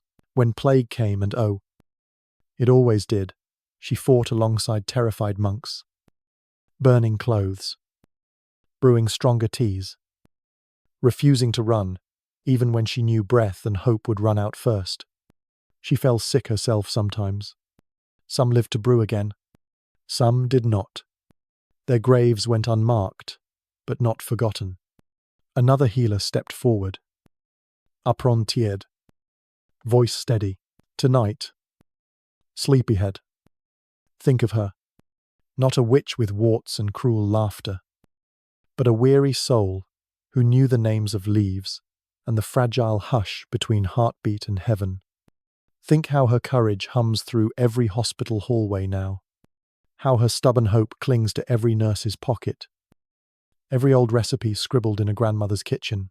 In your dreams, let her guide you through shadowed cottages, whisper names of herbs you'll never need, but might one day love to say aloud: valerian for sleep, sage for sorrow, thyme for the grief you keep tucked under your ribs. Sleep easy, little one. No fever in your chest tonight. No shadow at your door. The healer's hands are folded in rest for once. Here, kettle cool, her cat purring softly at her feet, and tomorrow she will rise again. She always does. A fresh root to crush, a fresh wound to bind, a fresh rumor to endure, proof that, no matter how cruel the world, there is always someone stubborn enough to stand at the fragile doorway between suffering and survival. Good night, my dear dreamer. May your rest be deep, your breath easy, and your faith in gentle, hidden healers remain stronger than any darkness. Section 11. The Miller's Secret Flower. Greed and Whispered Curses. Welcome back, sleepyhead. Stretch your toes under the blanket. Tonight, we drift away from sick rooms and healing herbs and step into a world powdered white with flour, thick with gossip, and always suspiciously too profitable for its own good. Tonight, we visit the miller. Yes, the humble miller who ground more than just grain and kept more secrets than most priests could ever guess. Imagine the village from above, a sprawl of thatched roofs, muddy tracks, a crooked church spire, and always, by the river or perched on a windy hill, the mill, a stout building groaning with turning gears and creaking wheels, churning the villagers' wheat into the bread that kept them standing, and in its shadow, the miller apron smeared with flour, eyes bright, with the kind of sly sparkle that made peasants mutter prayers when they measured out their sacks. You see, the miller was both blessing and curse. Without him, there was no bread. With him, there was always suspicion that your precious grain lost a handful or two before it became a nice soft loaf. They joked about it openly until winter came, and a missing handful meant a hungry child. Step inside now. The air smells like damp stone, dust, and a faint sweetness where mice have stolen a meal or two.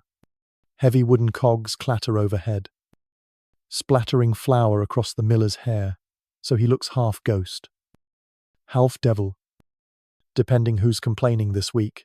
He welcomes every villager, with a grin wide as the river. He weighs your sack. He hums an old tune. He promises fair share. You leave. Half pleased. Half suspicious. Did he take more this time? Will he deny it if you accuse him? Of course he will. No one can ever prove it. And so the dance continues. Season after season. But the clever miller knows something more. He knows the power of quiet generosity. When the Reeves' wife wants a finer flour for her Sunday pie, he adds a scoop. No charge.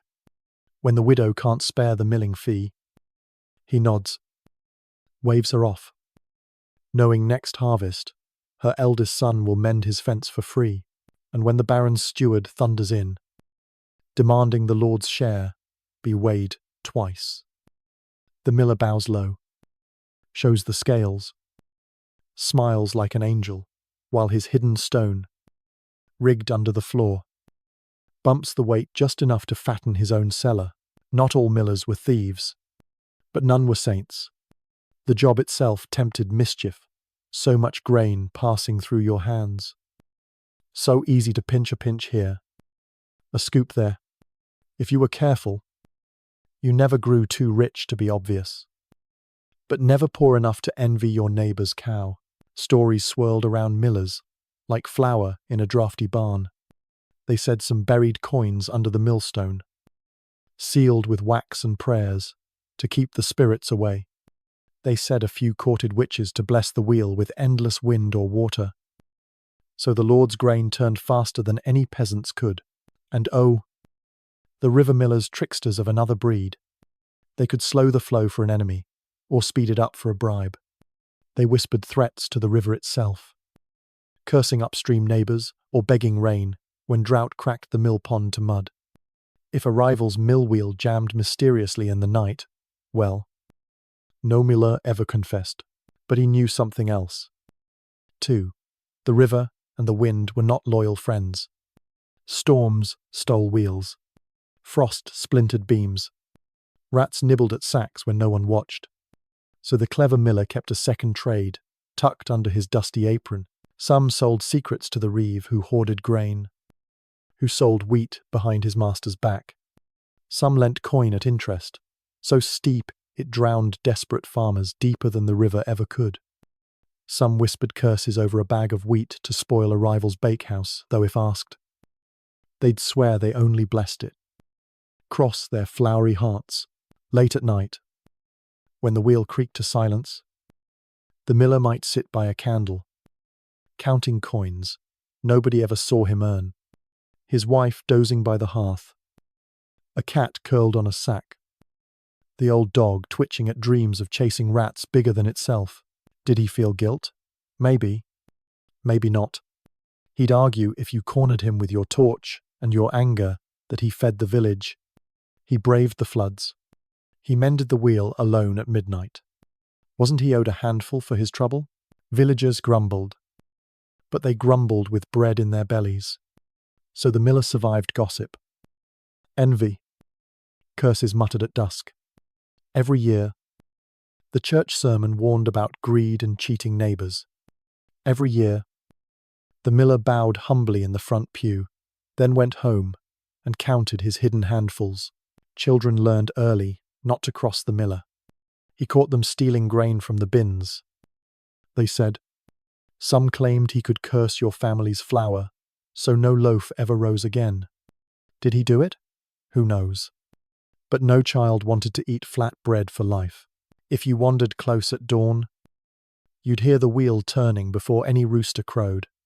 He rose before the sun, worked until the moon scolded him to bed, a life of splinters in his palms, flour in his beard, and constant worry that next harvest might be thin, that the river might rise too high, that the villagers might stop believing his grin.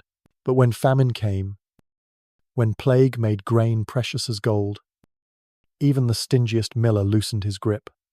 He ground widows' wheat for free. He gave stale flour to mothers who begged at his door. He knew that a man too cruel would find his wheel smashed to splinters by furious fists. Fear taught kindness where faith sometimes failed. Imagine him now. Sleepyhead. Candle flickering low. He tests the grind with 2 fingers. Rubs it between thumb and nail. Satisfied. He hums a tune he learned from his father. Who learned it from his father. All of them keeping a bit too much, and giving just enough back to stay safe. In your dreams, if you wander near an old mill, listen for that hum. Listen for the quiet whir of a wheel that never really stops turning. Not even when the village sleeps. Some secrets creak on forever, hidden under layers of honest bread and dishonest handfuls. And if you dream yourself as the miller, remember, keep your scales honest enough to fool a reeve, but crooked enough to feed your children better than your neighbors can. Smile wide, hum loud, and trust no one who asks too many questions about how much flour you really keep. Sleep easy now. Dear listener, no need to fear missing grain tonight. No gossip about your loaf at dawn. Only the steady hum of an ancient wheel, spinning away your worries until the morning sun finds you safe, warm, and a little wiser about the flour on your plate. Tomorrow, another secret waits. But tonight, let the miller's grin guard your dreams. Let the turning wheel hush your thoughts, and let your breath fall soft, like flour drifting down, gentle, silent, never wasted. Good night. May your dreams be warm as fresh bread, and may every secret you keep be lighter than a miller's stolen handful. Section 12. The Lord's Steward Taxes. Tattle, and a belly full of secrets. Well then, you're still awake, tucked safely under your blanket. Good. Tonight, drift with me up the muddy road, past the creaking mill, beyond the gossiping alehouse, straight into the cold stone heart of the Lord's manor. Here, behind carved doors and heavy drapes, lives a man. Villagers curse louder than the miller, yet fear more than the priest. Tonight, we meet the steward. Picture him not the Lord himself, lounging in silk, but the steward, his eyes sharper than any blade, his ledger thicker than any Bible, his belly just soft enough to make peasants believe he's harmless. He is not in every manner. The steward ruled where the Lord's lazy eyes did not reach. He tallied how many pigs squealed in pens, how many sheep grazed the common, how many sacks of wheat the miller claimed this month, and how many he truthfully gave. He collected rents. He collected fines for grazing goats where they shouldn't be grazed. He collected bribes, though never in front of witnesses. When he walked into a cottage yard, children vanished behind fences. Housewives yanked fresh-baked bread off the table, tucking it under rags as if he could tax a crust. And oh, he could, if he wanted. Imagine him now, his cloak too fine for mud, yet always muddy anyway. His leather satchel clinks with the weight of silver pennies scraped from calloused hands. He knocks on a crooked door, a polite cough at his throat, a quill ready to note how late you are with rent. You stammer excuses. Bad harvest. Sick cow. A wolf too bold. Last winter. He nods kindly, writes it all down, smiles, a smile as dry as stale bread. He does not forgive. Heatherlays. He promises to mention it to the Lord. He rarely does. Instead, he jots your name in his ledger's margin. Afin not possible de faute. Watch wife's chickens. Because the steward never trusts your words alone. He trusts tattle. He trusts old Maud, who whispers at his gate that your son traps rabbits in the Lord's woods. He trusts the miller, who lets slip that your sacks seem lighter than the last tenant's. He trusts his ears more than your tears. Yet for all this, he is not cruel, for cruelty's sake. He is practical. A steward knows the Lord loves gold more than prayers. So he tightens the strings, weighs the grain, fines the drunk, flogs the poacher, Also, the master may dine on venison and honey, while the village nibbles black bread and cheese rind. At the same time, he knows mercy when it suits him. He might overlook a missing chicken if you mend the manor fence for free. He might forget your late rent if your daughter brings fresh eggs every Sabbath. Fair trade. He calls it extortion. The villagers mutter behind locked doors. Sometimes, late at night, the steward sits at his small desk near the manor's kitchen hearth. The lord sleeps upstairs, drunk on wine brought from France at a price that emptied 10 peasant pockets each. By candlelight, the steward dips his quill, scratches neat lines, who owes what, who might rebel, who must be watched. He pauses, fingers tapping the table, as if calculating whether his own soul is worth a halfpenny more tonight than yesterday.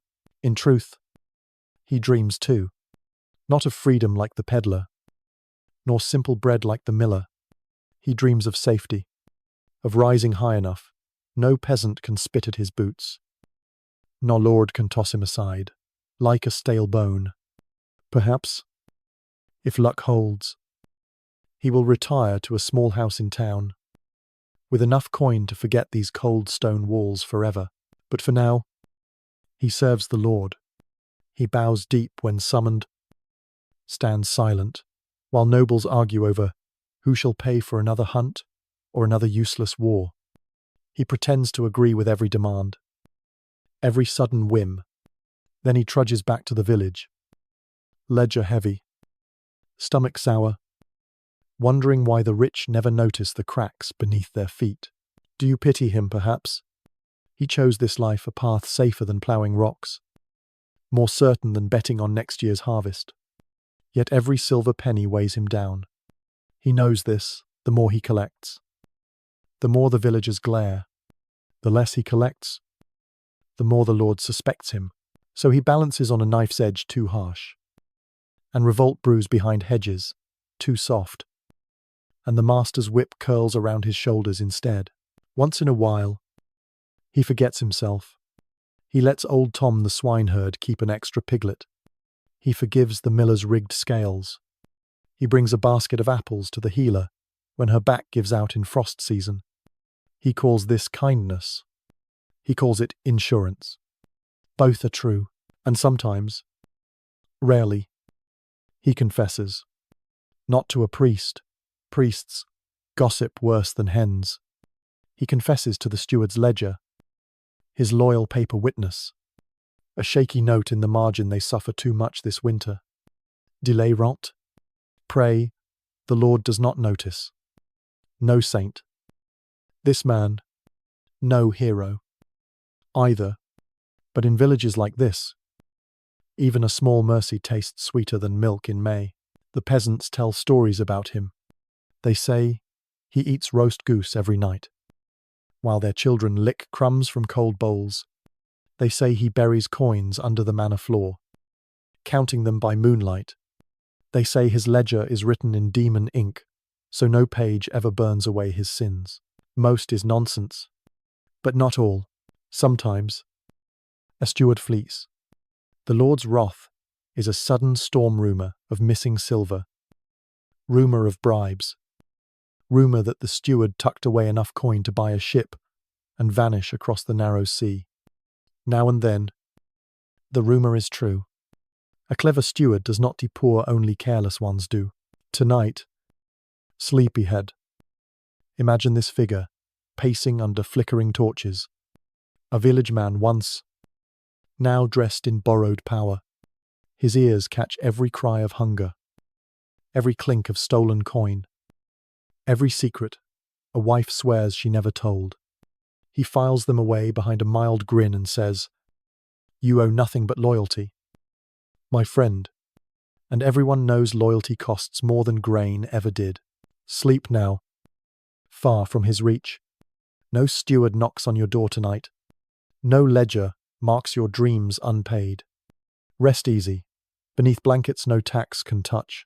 And tomorrow, when we wake, perhaps we shall wander into the Lord's grand hall itself, where bigger lies nestle beneath velvet drapes, and power slips through ringed fingers, faster than flour through the miller's grasp. But for now, hush, let your mind drift, like spilled grain, on a windless floor.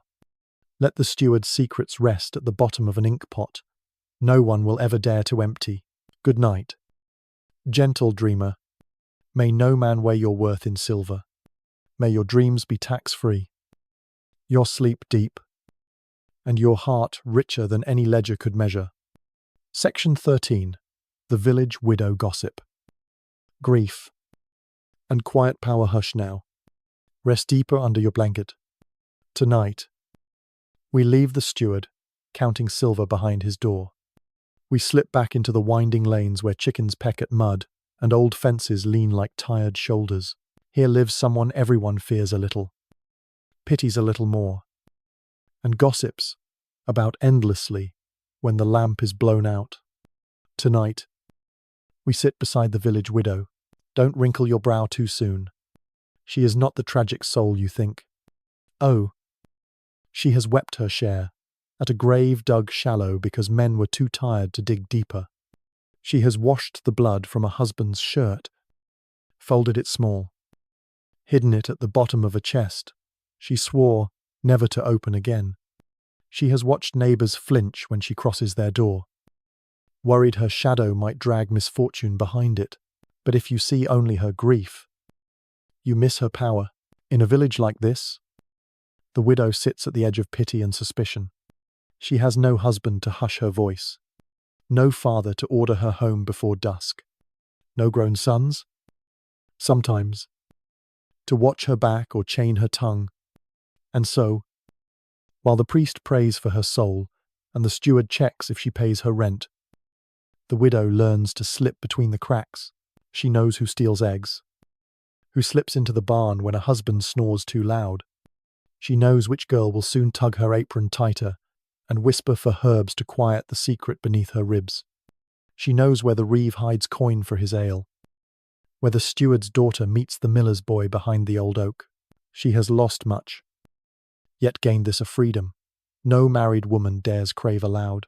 Step into her cottage with me now. The door sighs on its hinge.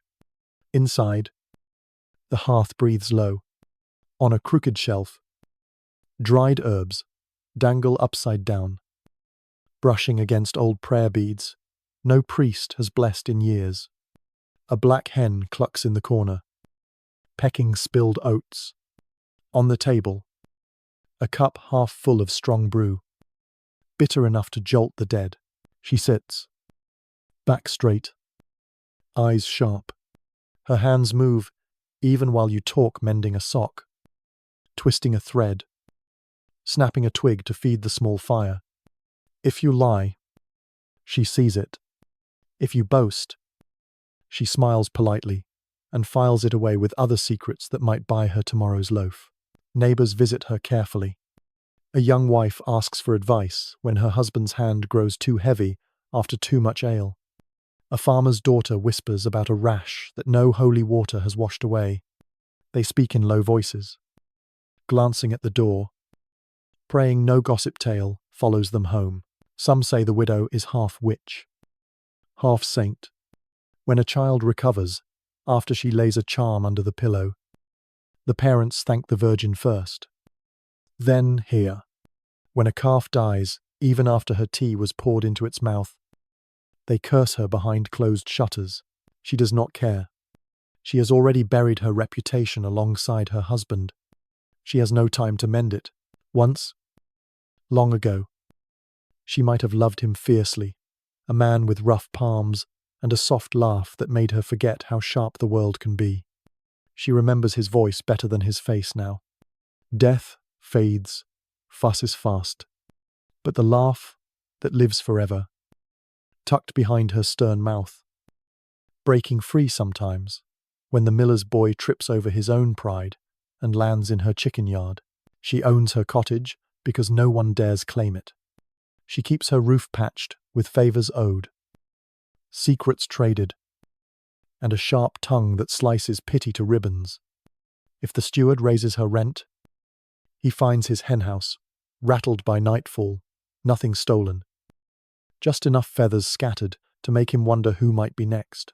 She is not cruel. She is simply too tired for kindness that leaves her weaker tomorrow. When the healer falls ill, she brews the tea. When the peddler limps into town with a bruise under his eye, she hides him a night and sends him off with bread and the sharp promise that if he lies to her again, he'd better limp fast. Some brave fool once tried to woo her, a widower himself, certain her cottage would warm twice as well with his boots by her hearth. She laughed so hard she wept.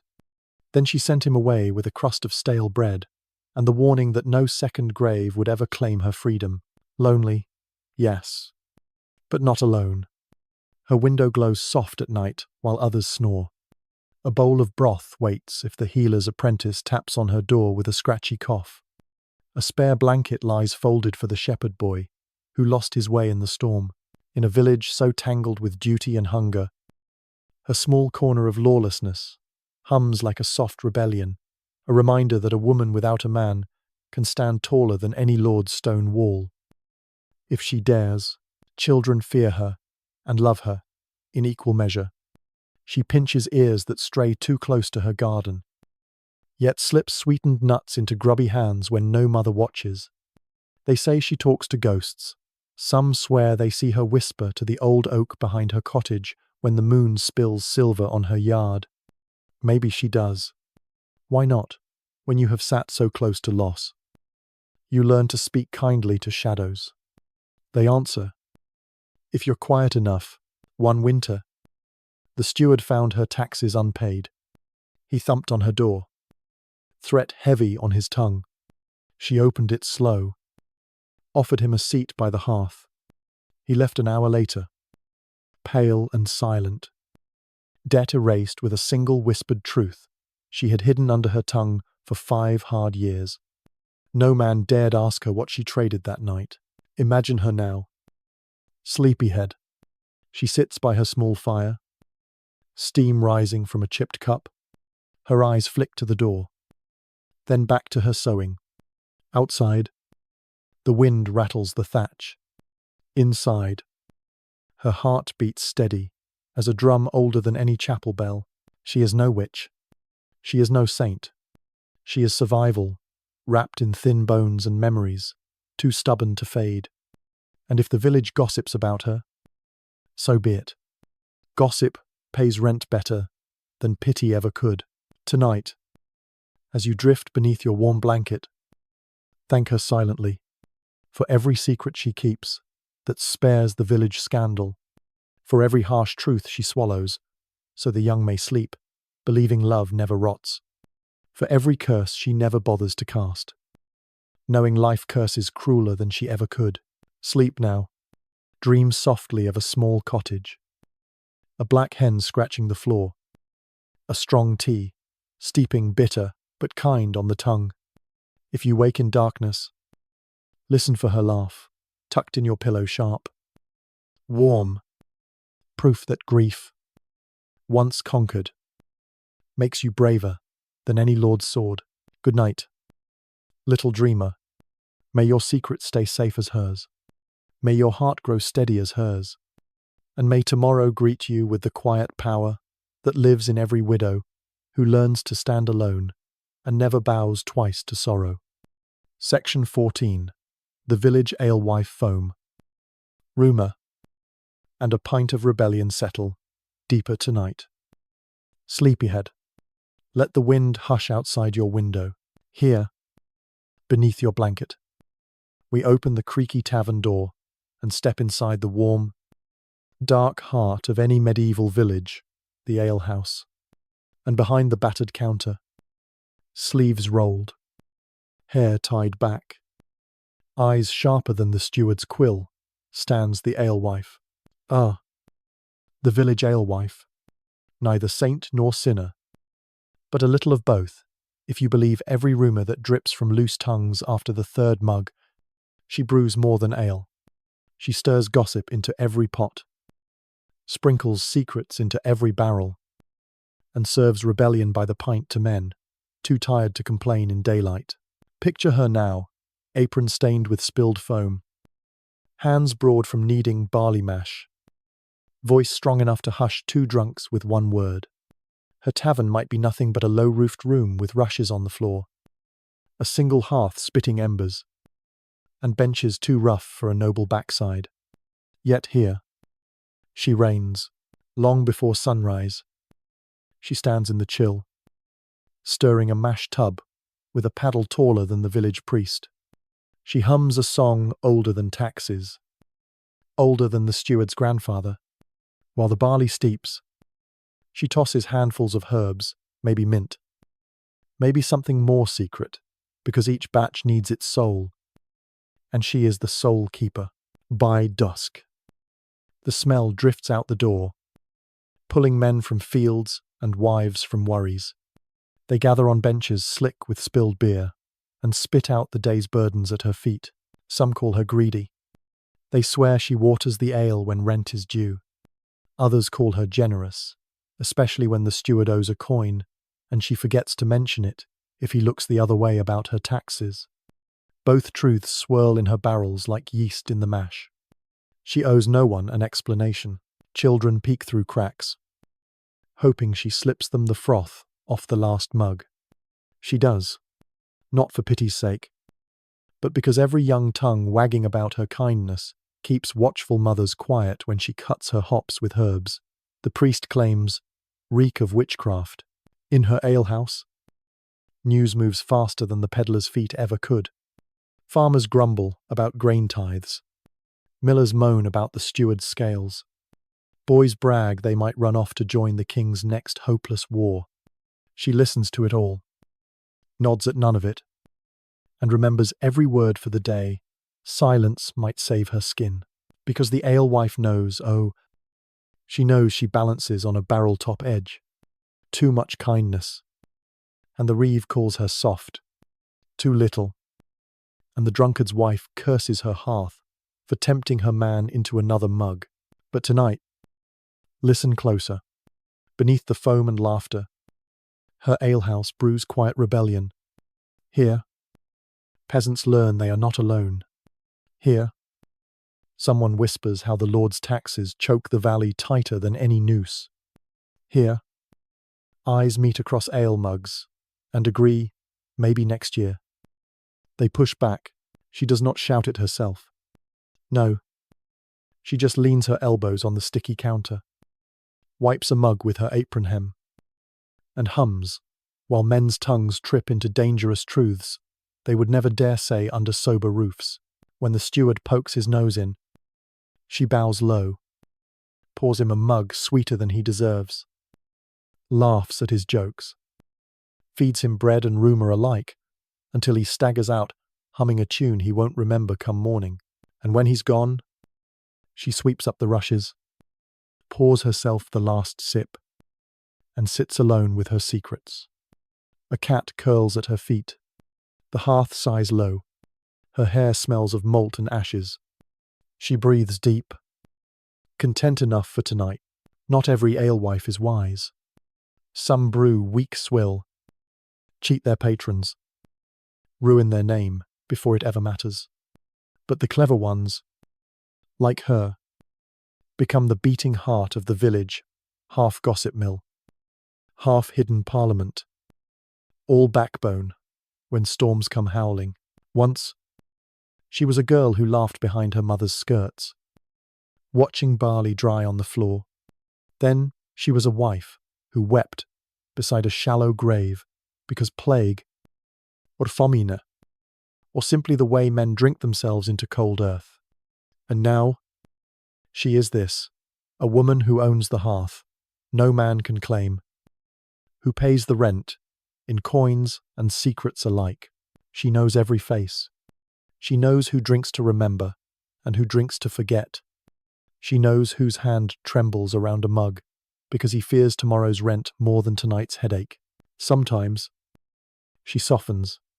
The old shepherd, who never pays on time, gets a mug anyway.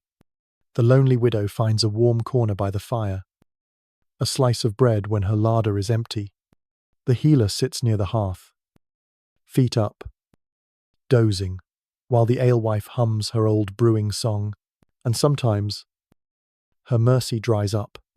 A fist fights too freely, she flings him out, nose bleeding into the mud.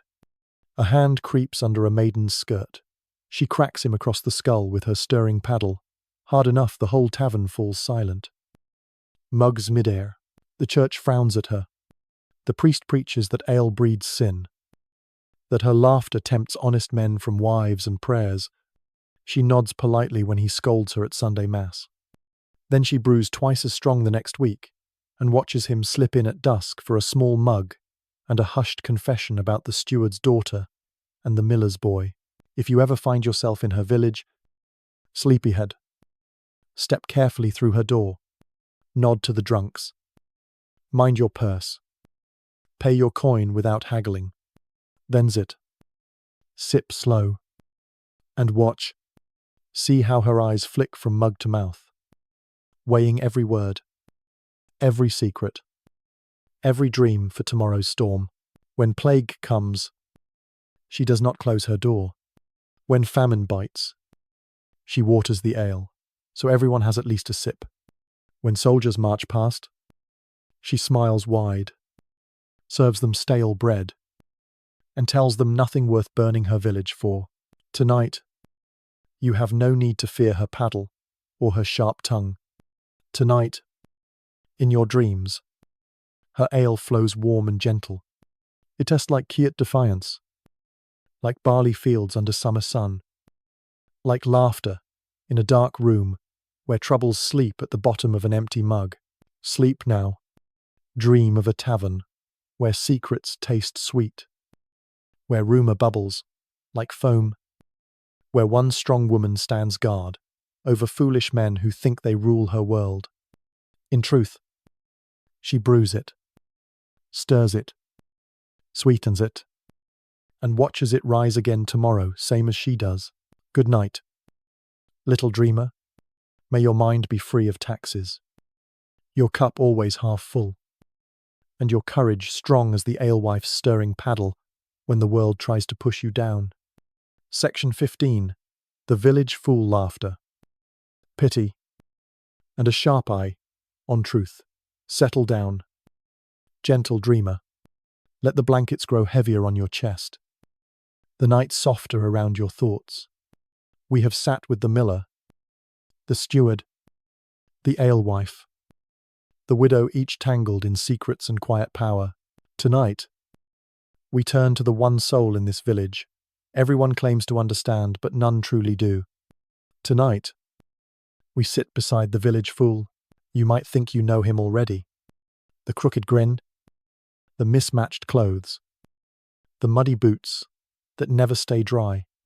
Children laugh at him. Dogs bark at him. Mothers hush his name when scolding restless sons. To the village, he is the harmless jester, the comic relief when days run too heavy with toil and taxes. But lean closer now. Beneath the smudged face and the loud giggle lives something sharper than most notice. The fool sees what you hide. He laughs. Yes, but laughter is his mask worn, so no one fears the truth. He carries behind wide eyes and sudden silences. By daylight, he wanders the lanes barefoot in spring, boots mismatched in frost. He hums songs no bard claims, songs made of snippets stolen from overheard arguments and lovers' sighs. He carries a stick like a staff, crowned with chicken feathers, a gift from the alewife who once shooed him from her back door, only to find him curled by her hearth that same winter, shivering and mumbling secrets that made her hair stand on end. No one knows where he sleeps. Some say under the old oak by the graveyard. Some swear the widow lets him curl near her hearth when frost claws too deep. He never begs, but bread finds its way into his pockets, tossed by farmers who once heard him cackle at the steward's horse, losing a shoe right before a rent collection. Coin rolls his way now and then, 2 tiny offerings to keep him pleased, to keep him quiet, for while they call him fool, none truly believe he is harmless. He has a knack for repeating the wrong words at the worst moment. Words that slide from a drunk's mouth on Friday night and bloom on the Lord's table come Sunday. Once, the steward grabbed him by the collar, hissed threats. No priest could forgive. The fool only laughed, so loud the chickens fled their coop, then whispered one name, one secret. Soft as a prayer, the steward's grip vanished. Next day, the fool ate honeyed bread from the manor's own pantry, while the steward pretended he'd never laid a hand on him. Sometimes he is cruel. He mimics the limp of the old reeve, the squeal of the miller's daughter when her lover leaves before dawn.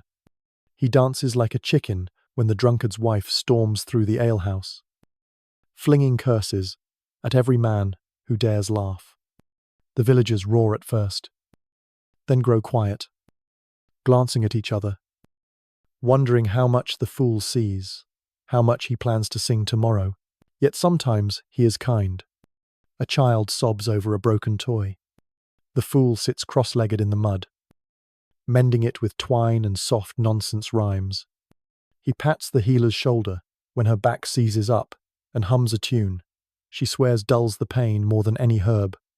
He brings wildflowers crushed, muddy, sincere to the widow's window, leaving them without a word when dawn yawns over the thatched roofs. He has no family, or so they say. Some mutter he was born to the old blacksmith's daughter, too wild to raise, too strange to love. Left one stormy night by the river's bend, where the healer found him mewling under the new moon. Others claim he wandered in from the woods one harvest, trailing leaves in his hair, and never left. No one asks him outright. He wouldn't answer if they did. Or maybe he would, spinning 3 tales at once, one too sad to bear, one too foolish to trust, one so close to truth it stings behind your eyes, long after he has skipped away. Cackling at the crows, when plague came, he did not flee. He danced through the sick rooms, flapping his feathered stick at death itself. Some lived, some didn't, but mothers swear his nonsense songs coaxed fevered children back from the brink when holy water failed, and when the famine bit deep, when stew pots rattled empty and the steward's ledger dripped with unpaid rent. The fool scrawled rude drawings on the church door, the Lord fat and snoring, the peasants thin and gnawing bark. The priest thundered from the pulpit, the fool just laughed, chasing geese across the graveyard. Feathers flying like prayers, no saint ever claimed. The children adore him.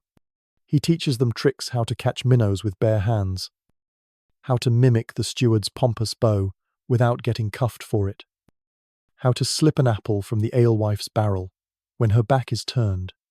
He teaches them laughter is armor thin, patched, but enough to turn away small cruelties for a moment or two. Sometimes her vanishes for days.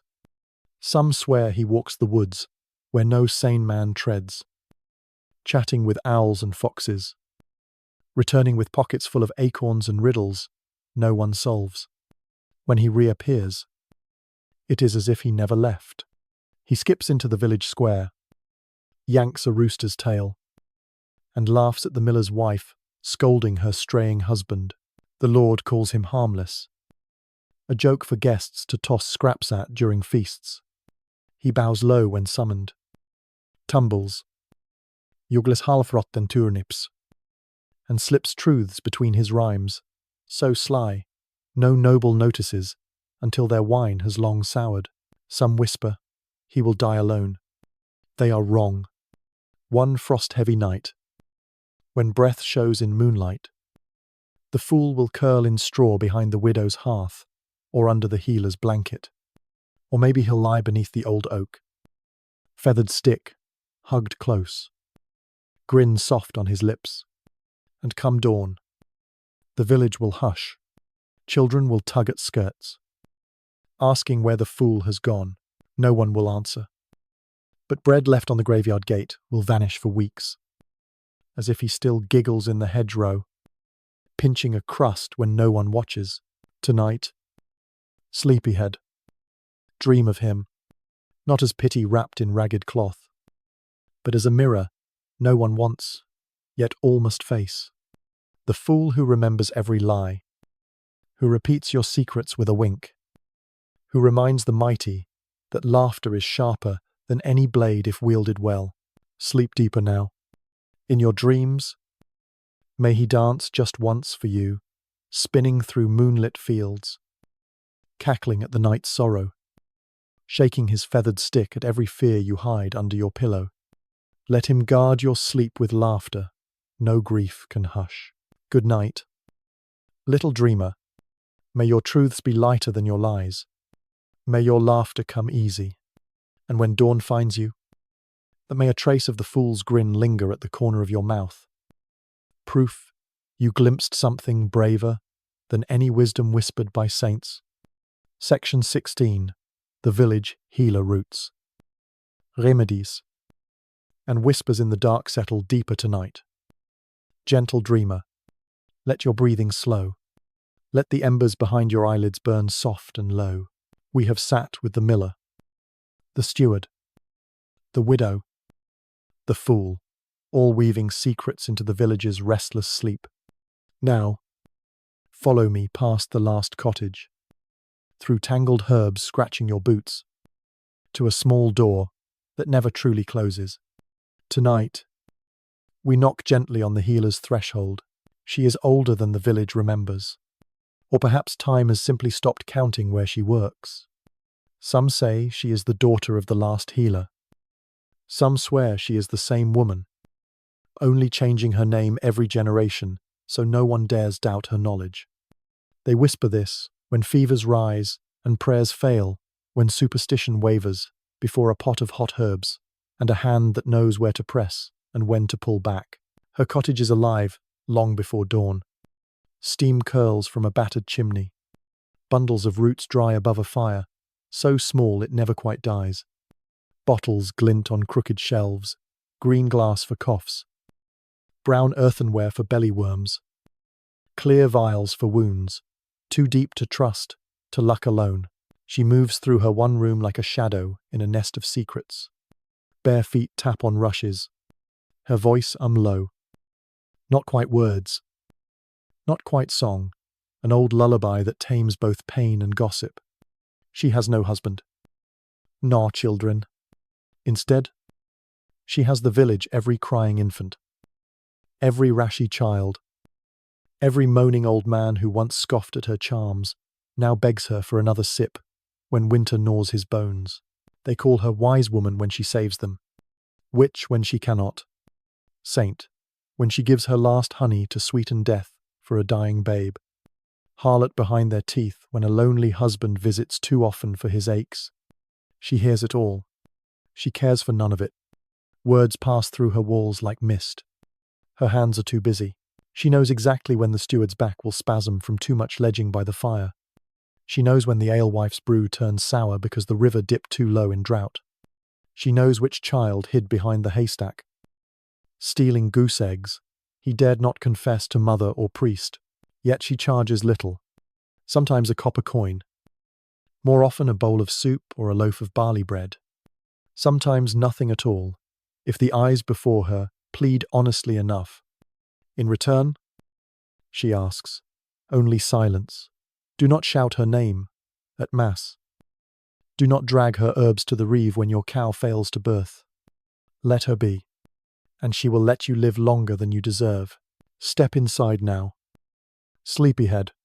Smell the sharp mint in the air, the earthy sting of dried wormwood, the faint sweetness of old apples tucked under a shelf for the next unexpected guest. In the corner, a bed so narrow a child might outgrow it, yet enough for the healer to curl herself small when her bones remember the countless nights they bent over men too far gone to save. She remembers each patient, not always their names, but the fever, the wound, the sob. She remembers who cursed her tears last winter, who brought her fresh eggs come spring. She trusts neither more than she trusts the wind to blow kindly when she gathers moss at dawn. Sometimes, The priest scowls at her door. Holy water. He says, "We'll do better than her devil weeds." She nods, hands him a sprig of thyme for his cough. She watches him sneeze out his sermon the next Sunday, while her herbs rest easy by her hearth. Children fear her only until they taste her honey. They peer through her door, wide-eyed at the rows of roots, the dried birds hanging upside down. The tiny bones, she swears, are only chicken. Though the fool says otherwise, she waves them close, shows them how mint smells on the fingers, how a clover flower tastes sweet as a secret. If you chew it slow, they forget their fear. But they never forget her warnings, never steal from her garden, never lie to her face, and never call her witch when fever scratches at your throat at midnight. She has seen more death than the priest's sermons ever count. She does not flinch anymore when the old mother moans for breath that will not come back. She strokes sweat-slick hair, hums that wordless lullaby, closes eyes when eyelids fall too heavy to lift again. They bury the dead by the old yew tree. She stands back, black shawl wrapped tight. No tears, no prayers. Her tears were spent long ago. In a youth, she cannot remember without tasting the salt on her tongue. Her prayers, she keeps those for the living. The dead do not listen, no matter what the church says.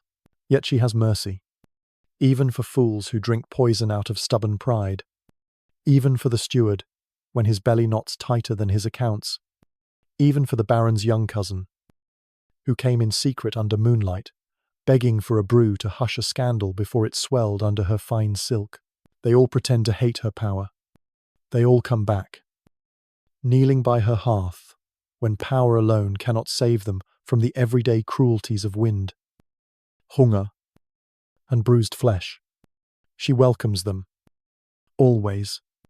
But every remedy costs something. Not always silver, but always truth. Lie to her, and your tea turns bitter. Your wound festers. Your secrets seep out in dreams, until even your wife knows. Tonight, see her for what she is. Not witch, not saint, just a woman with dirt under her nails, bones too weary for the lies of men, and a mind sharper than the steward's best quill. She watches your chest rise and fall as you sleep.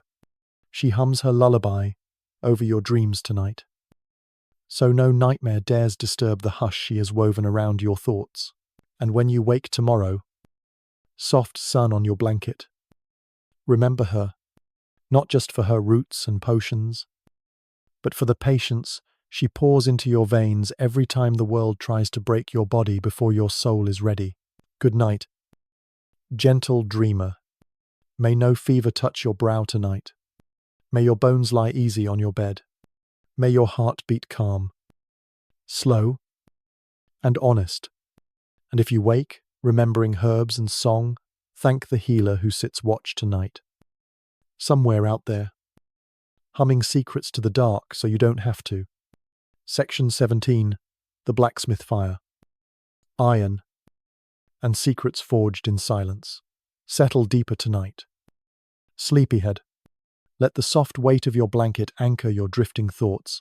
We have wandered through alehouses, behind the steward's ledgers, past the widow's secrets and the healer's herbs. Tonight, follow the crackle of fire and the ring of iron. We step into the blacksmith's forge, before dawn paints its first thin line across thatched rooftops. The blacksmith's hammer wakes the village. Some curse it. Some find comfort in that steady clang, proof that tools will be mended, nails will be shaped, and no wheel will stay broken too long. Without him, a village limps. With him, it stands a little taller. Picture him now, broad shoulders, hunched over the anvil, arms roped thick with a lifetime of swinging hammers and hauling iron. Soot smudges every crease of his skin until he looks more coal than man. His beard smells faintly of smoke and old ale from last night's thanks at the alewife's bench. He does not chatter like the fool, nor nod politely like the steward. He grunts once for yes, twice for no, and sometimes not at all when words waste time, better spent beating iron into obedience. His forge is a cave of warmth on days when frost bites your ears raw. Children dare each other to peek inside, squealing when a spark leaps from the glowing coals. A mangy cat curls under the bellows, trusting him not to kick it out. Chickens scratch near the door, safe from foxes because nothing with teeth dares trespass near the blacksmith's fire. He makes horseshoes for the reeve's nag, nails for the miller's sagging barn, delicate hinges for the widow's always creaking door. And sometimes when the Lord's men ride through with armour dented and swords notched, he shapes steel that might decide who breathes tomorrow and who does not. He does not ask whose blood will spill. He does not ask what lie the steward will spin for the extra blades. He takes the coin, tests its weight, bites it once, and slides it under the stone by his hearth, where other secrets sleep. Some say he was a soldier once, that the broad scar across his back came from a spear thrust in a war he never brags about. Some say he fled a lord's wrath and changed his name with the soot that hides his past. The truth clinks quietly in every link of chain he forges, and he has never seen reason to tell it aloud. His wife died years ago, and though some wagging tongues tried to pin that loss to a jealous husband or a careless blow, the truth is simpler. Fever takes even the strongest when winter digs its claws deep. He buried her himself behind the forge, under a crooked apple tree that still blooms white each spring, a defiance he never prunes back. He loves no one loudly, but the village loves him in its awkward way. When the widow needs her door latch mended, he leaves it on her step before sunrise. When the fool needs a warm corner, the forge door creaks open. No questions asked. When the healer's iron pot cracks from too much boiling of bitter roots, he shapes her a new one. Refusing the jar of pickled onions, she tries to barter back. Step inside his forge tonight with me. Feel the press of warmth against your skin. Hear the hiss of iron plunged into water. Watch the sparks dance, like stars born too close to the earth. He stands bent over his anvil, eyes half closed in a kind of prayer. Only iron understands. He does not believe in saints to guard him. He believes in the weight of his hammer, the honesty of flame, the truth that iron does not lie only bends, breaks, or hurts. The Lord respects him, or pretends to. The steward fears him, though never admits it. Even the priest keeps his sermon soft when the blacksmith stands near the back pew, arms folded, soot flaking onto holy stone. For everyone knows, push a smith too far, and no plough is mended, no gate repaired, no nails to keep your roof above your head, come rain season. He knows this power. He never boasts it, but he uses it quietly, a harsh landlord softened when the blacksmith pauses by his fence, tapping his hammer against a post just loud enough to remind the man that wood rots faster than iron forgives. Children follow him, giggling when he flicks them, hot horseshoe nails still warm enough to sting their palms if they're careless. They trail him to the tavern where he drinks slow, laughs rarely, and never lifts a hand in anger, even when the fool mocks the soot on his cheeks. Once, long ago, a band of rough men rode through, demanding coin, threatening the alewife, grabbing at the miller's daughter behind the granary wall. When dawn broke, they found their horses lame, their saddles cut clean, their leader's sword snapped neatly in two at the hilt. No one saw who did it. No one doubted. If you asked him about it now, he would only grunt, spit in the dirt, and strike the anvil so hard the memory shatters alongside the steel. He keeps his grief the same way. He keeps his coals banked deep, hot enough to shape iron, not hot enough to burn him hollow. When the wind howls through the village lanes, the blacksmith hums a tune with no words. Some swear it's the lullaby his wife once sang to hush his bones after a day in the field before the forge claimed him forever. Tonight, sleepyhead, as you drift near sleep's hearth, know this: every lock that clicks safe, every plough that bites the stubborn earth, every blade that cuts bread instead of flesh, these are his prayers. He builds his faith in every hinge, every nail, every horseshoe that keeps your mule from stumbling in the mud. Dream now of sparks that never burn you. Dream of steady hands turning raw ore into something useful and honest. Dream of a man who asks for nothing but a quiet corner, a hot fire, and the respect he hammers into the village with each clang at dawn. Good night, gentle dreamer. May your roof never leak, your plough never crack, your steps never slip on a crooked nail. And if trouble knocks too hard on your door tomorrow, may the blacksmith's hammer echo behind it, ringing a promise that some people stand between you and the world's worst storms. Sleep warm, sleep steady, and carry the hush of his forge in your chest until morning. Section 18. The Miller's Wife Flower. Lies, and a smile that hides storms rest deeper tonight. Dreamer, let your shoulders sink heavier into your pillow. We have drifted through the forge's steady warmth, the healer's whispered herbs, the fool's sharp laughter. Now we stand at the rattling door of the village mill. Inside, wheels groan, grind, and whisper secrets into sacks of flour that feed both bellies and rumours. Tonight, we meet the miller's wife. Oh, don't roll your eyes too soon. She is more than a skirt dusted with flour and a ladle dipped in porridge. Beneath her apron lies a mind sharper than the steward's quill, softer than the alewife's hush, and twice as dangerous, if crossed. Picture her at dawn, sleeves rolled to elbows, hair bound high to keep the wind and wheat from teasing it loose.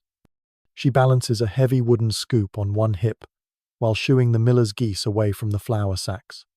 She scolds her husband with one breath, soothes the mill boy's scraped knee with the next, and calculates, down to the last pinch, how much grain she'll forget to weigh for the steward's records. She is never idle. The wheel spins because she spins it. The miller boasts that he controls the water's rush and the wheel's steady grind. But everyone knows better. Without her sharp tongue and sharper eye, rats would nest in every corner. Debt would choke them faster than drought, and flour would trickle away into the greedy hands of the reeve before ever filling the village's bread ovens. She does not gossip loudly. She listens. She watches. Her kitchen door stays open to every old widow who needs a scrap of lard or a handful of oats. She hands out kindness in crumbs and gathers secrets in bushels when the alewife's barrel spoils too early. She knows when the steward's daughter sneaks a smile at the fool behind the hedgerow. She knows. She knows when the blacksmith limps because he hammered too long. And she knows how many coins the reeve hides under the hen coop before his wife can sniff them out. Her smile is warm enough to calm your mother. But behind that smile flickers a storm that no man wishes to weather. Once, the miller tried to lay a heavy hand on her after too much ale and not enough sense. She did not weep. She did not run to the priest. She waited. And 2 days later, a sack of damp grain ruined his best flour. He still swears the wheel betrayed him that night. But every child old enough to carry a rumour knows better cross the miller's wife. And the river itself will conspire against you. She is not cruel. She is precise. When famine licks at the village's ribs, she keeps a secret sack hidden in the rafters, just enough to feed the widow's child when the steward forgets mercy. She never charges for it, but next harvest, she expects a favour, a smile. A little truth slipped her way in return. The Lord's men bow their heads when they pass her yard, not because she owns swords or soldiers, but because she owns the gossip that can turn a lord's feast into scandal by dawn, and because she bakes the best honey bread in 5 parishes, and not even a knight can sneer at a soft crumb melting on his tongue. Step inside her kitchen with me tonight. The hearth purrs low. A pot simmers. thick with barley and onion. Her sleeves are pushed high again. A streak of flour on her cheek. She has not bothered to wipe away. She leans against the rough wooden table, kneading dough with the same calm strength she uses to knead confessions out of a blushing mill boy. She hums when she works an old song from her mother's mother, or maybe older still, a song the river taught her when she first came to this wheel-turned life. She knows her worth. Even if the priest mutters about a woman too bold for her husband's good, children trail, her steps, like ducklings. She flicks a crumb into each small hand without breaking her rhythm. They scatter laughing, leaving only flour footprints on her kitchen floor. She dreams sometimes, not of leaving, she is the river now. And rivers do not run backward. But she dreams of a day when the wheel grinds without groaning, when the flour flows soft and clean, when the steward's ledger holds no debts with her name scribbled beside them. Once, in her girlhood, she thought she would marry a miller's son and live soft. She thought love would mean warmth and kind hands.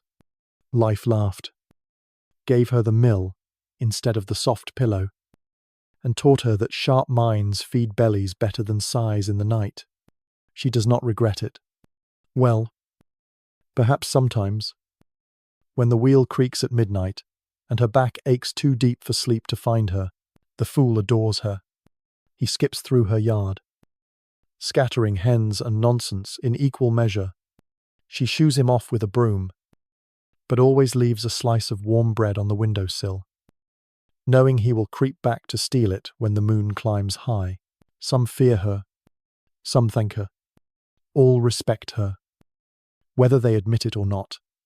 When the healer's fever climbs too high for her own herbs to tame, it is the miller's wife who sits by her bedside, wiping sweat and whispering gossip so soft and silly it tricks the healer into laughter when breath is scarce. She will never confess to goodness. She has no patience for saints, but she believes in full bellies, quiet nights, and debts paid in kindness rather than coin whenever possible. And if coin is the only answer, then so be it. She counts each penny twice, and the village thanks her for it. Come spring, tonight, sleepyhead. Imagine her standing at her kitchen door, one hand on her hip, one eye on the wheel turning beyond the window. She watches the village dream. She knows its sins, its small mercies, its lies whispered at dawn when no one thinks she listens.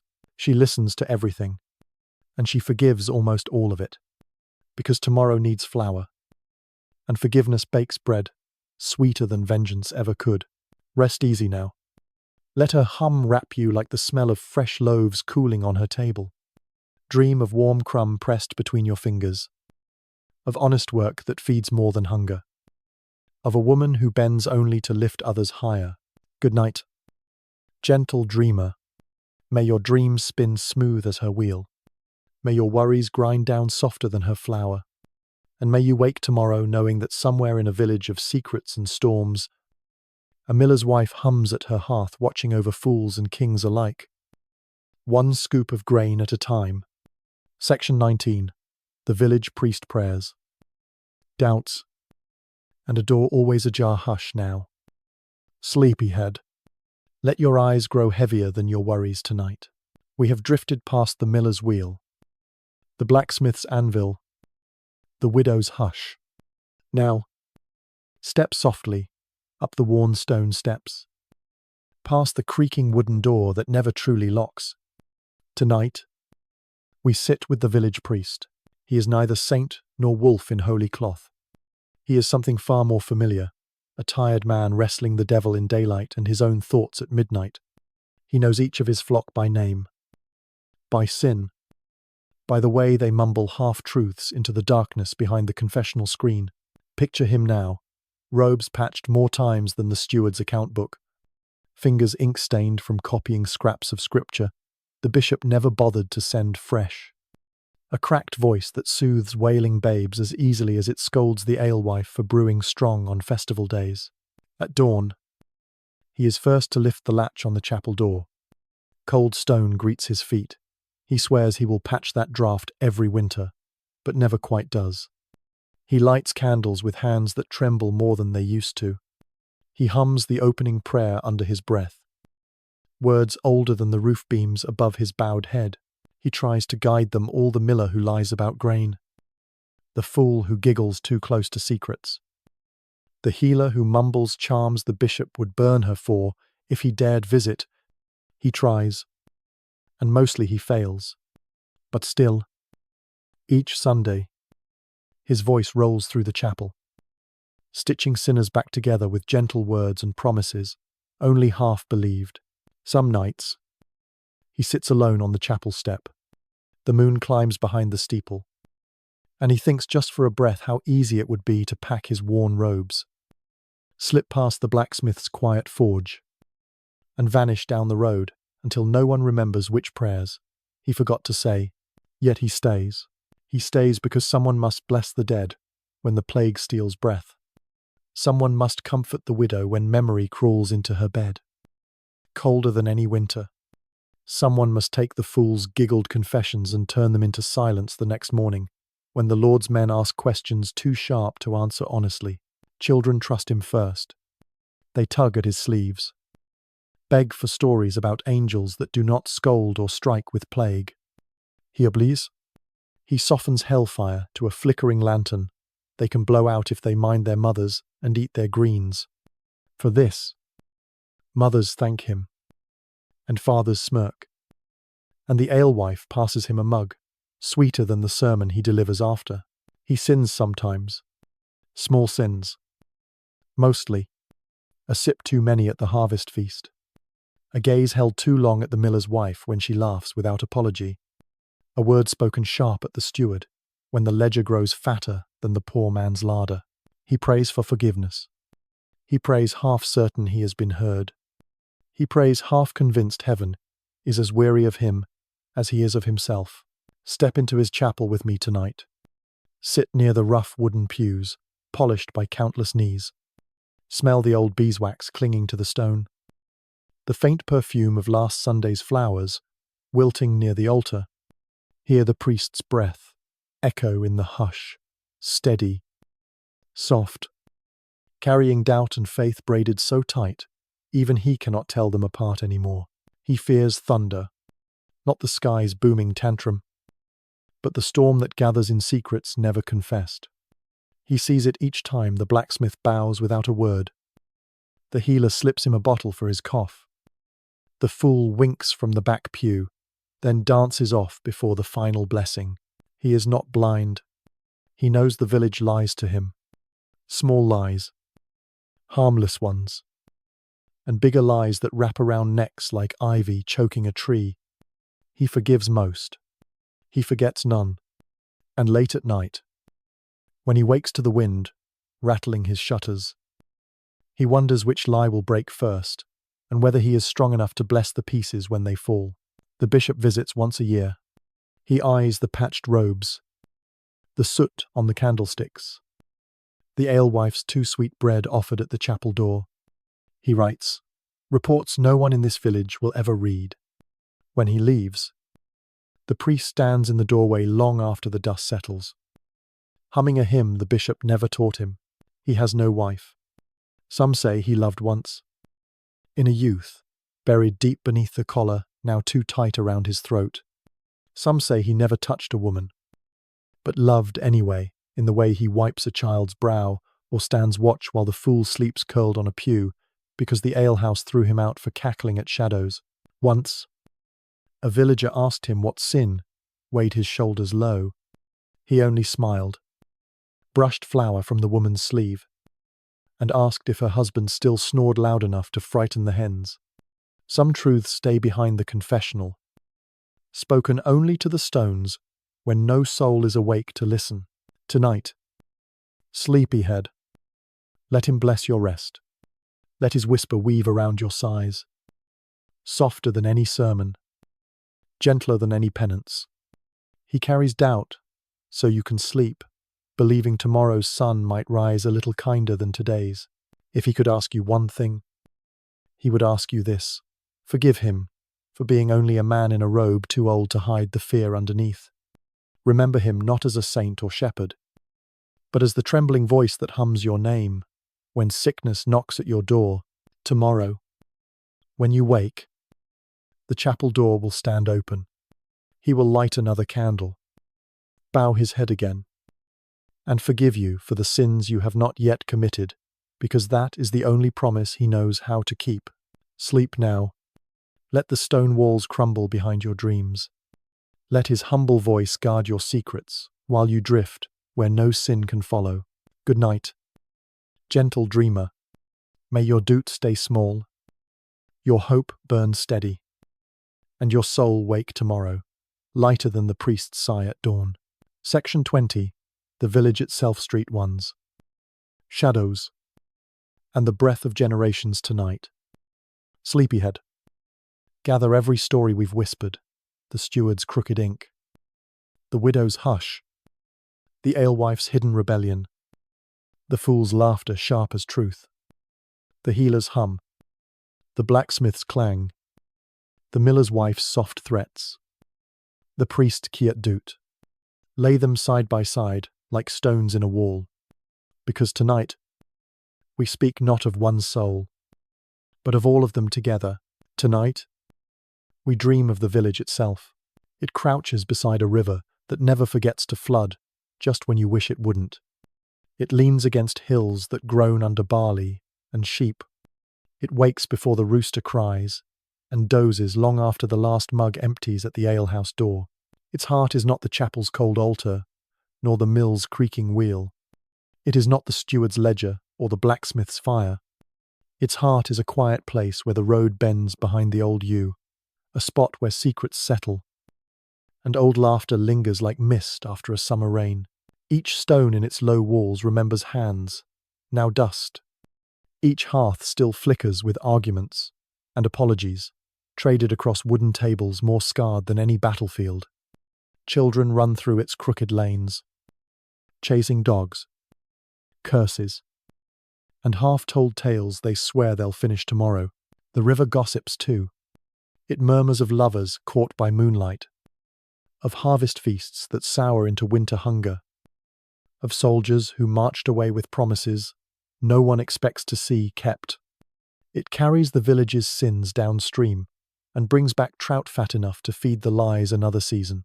If you stand quiet at dusk, you will hear it breathe. Chickens cluck to roost. Doors creak shut. The fool's giggle echoes once more before vanishing behind the alewife's low song. A dog barks at shadows that might be foxes or old regrets. And somewhere near the healer's door, a baby's cry reminds everyone that tomorrow will arrive, whether they are ready or not. Visitors call it quaint. They point at mossy roofs, tilt their heads at leaning fences, laugh at chickens dozing on the chapel steps. They do not see the web beneath the coin slipped behind the mill wheel, the sin whispered under the healer's breath, the steward's sigh when he thinks no one listens. The village has teeth.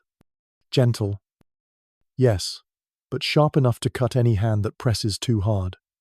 Lords come and go, claiming dominion. Plague comes, scraping skin from bone. Fire comes, eating barns to ash. Yet when dawn breaks, the village remains mending its fences, stirring its stews, burying its dead, forgiving its living. It forgives slowly. Mind you, the walls hear every shout.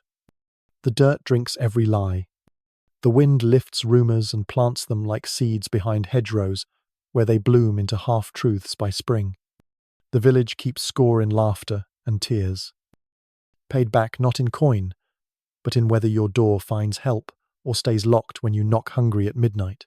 No one owns it, though every steward swears otherwise. No priest commands it, though sermons try.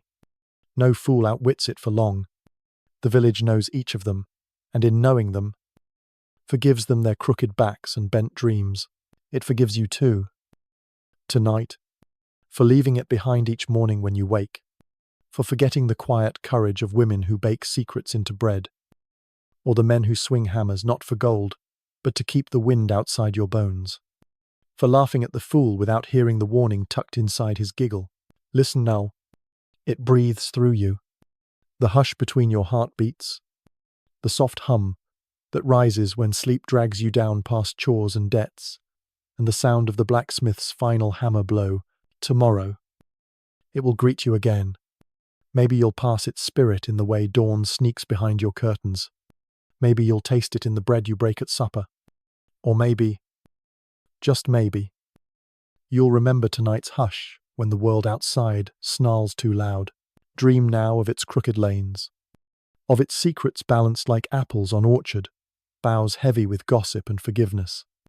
Dream of its people, not perfect, never saints, but sturdy enough to stand up after every flood and fire. Sleep deep. Gentle dreamer, the village keeps watch tonight. Same as always. Stones settled, shadows listening, generations breathing through your pulse until dawn. When morning comes, gentle dreamer, carry this village with you, not just in your ears, but under your ribs. Soft as a lullaby, yet strong enough to brace your spine when the day turns heavy. Remember the alewife's patience. Pour your kindness in small cups, never watered down with fear. Remember the fool's giggle that shields truth like armor. Laugh at your own mistakes before they grow teeth sharp enough to bite you back. Keep the blacksmith's steady hum in your chest when you hammer out your worries one by one. Keep the healer's hush under your tongue when you soothe someone else's ache, knowing you carry your own too. Hold the miller's wife's secret smile behind your eyes when the world tries to weigh your worth in coin alone. Carry the priest's sigh and his stubborn hope that forgiveness might matter more than perfection ever will. And above all, remember the village itself imperfect, rough-edged, sometimes cruel in its gossip, but always gathering its people back when storms pass. When tonight comes again, and you slip beneath your blanket, may your dreams find the crooked lane behind the yew, the low-roofed alehouse where no trouble dares linger too long, the forge's hush, the chapel's echo, the fool's feathered stick tapping gently at your fears. Sleep without shame, sleep without dread, for here in your chest, the village breathes with you old stones, quiet secrets, laughter behind locked doors, a promise that even when tomorrow roars louder than today's hush, you belong to something small, stubborn, and kind. Good night, little dreamer. Good night from the village that never truly sleeps. May your own walls hold steady. May your own hearth burn warm. And may you wake, knowing you are never alone.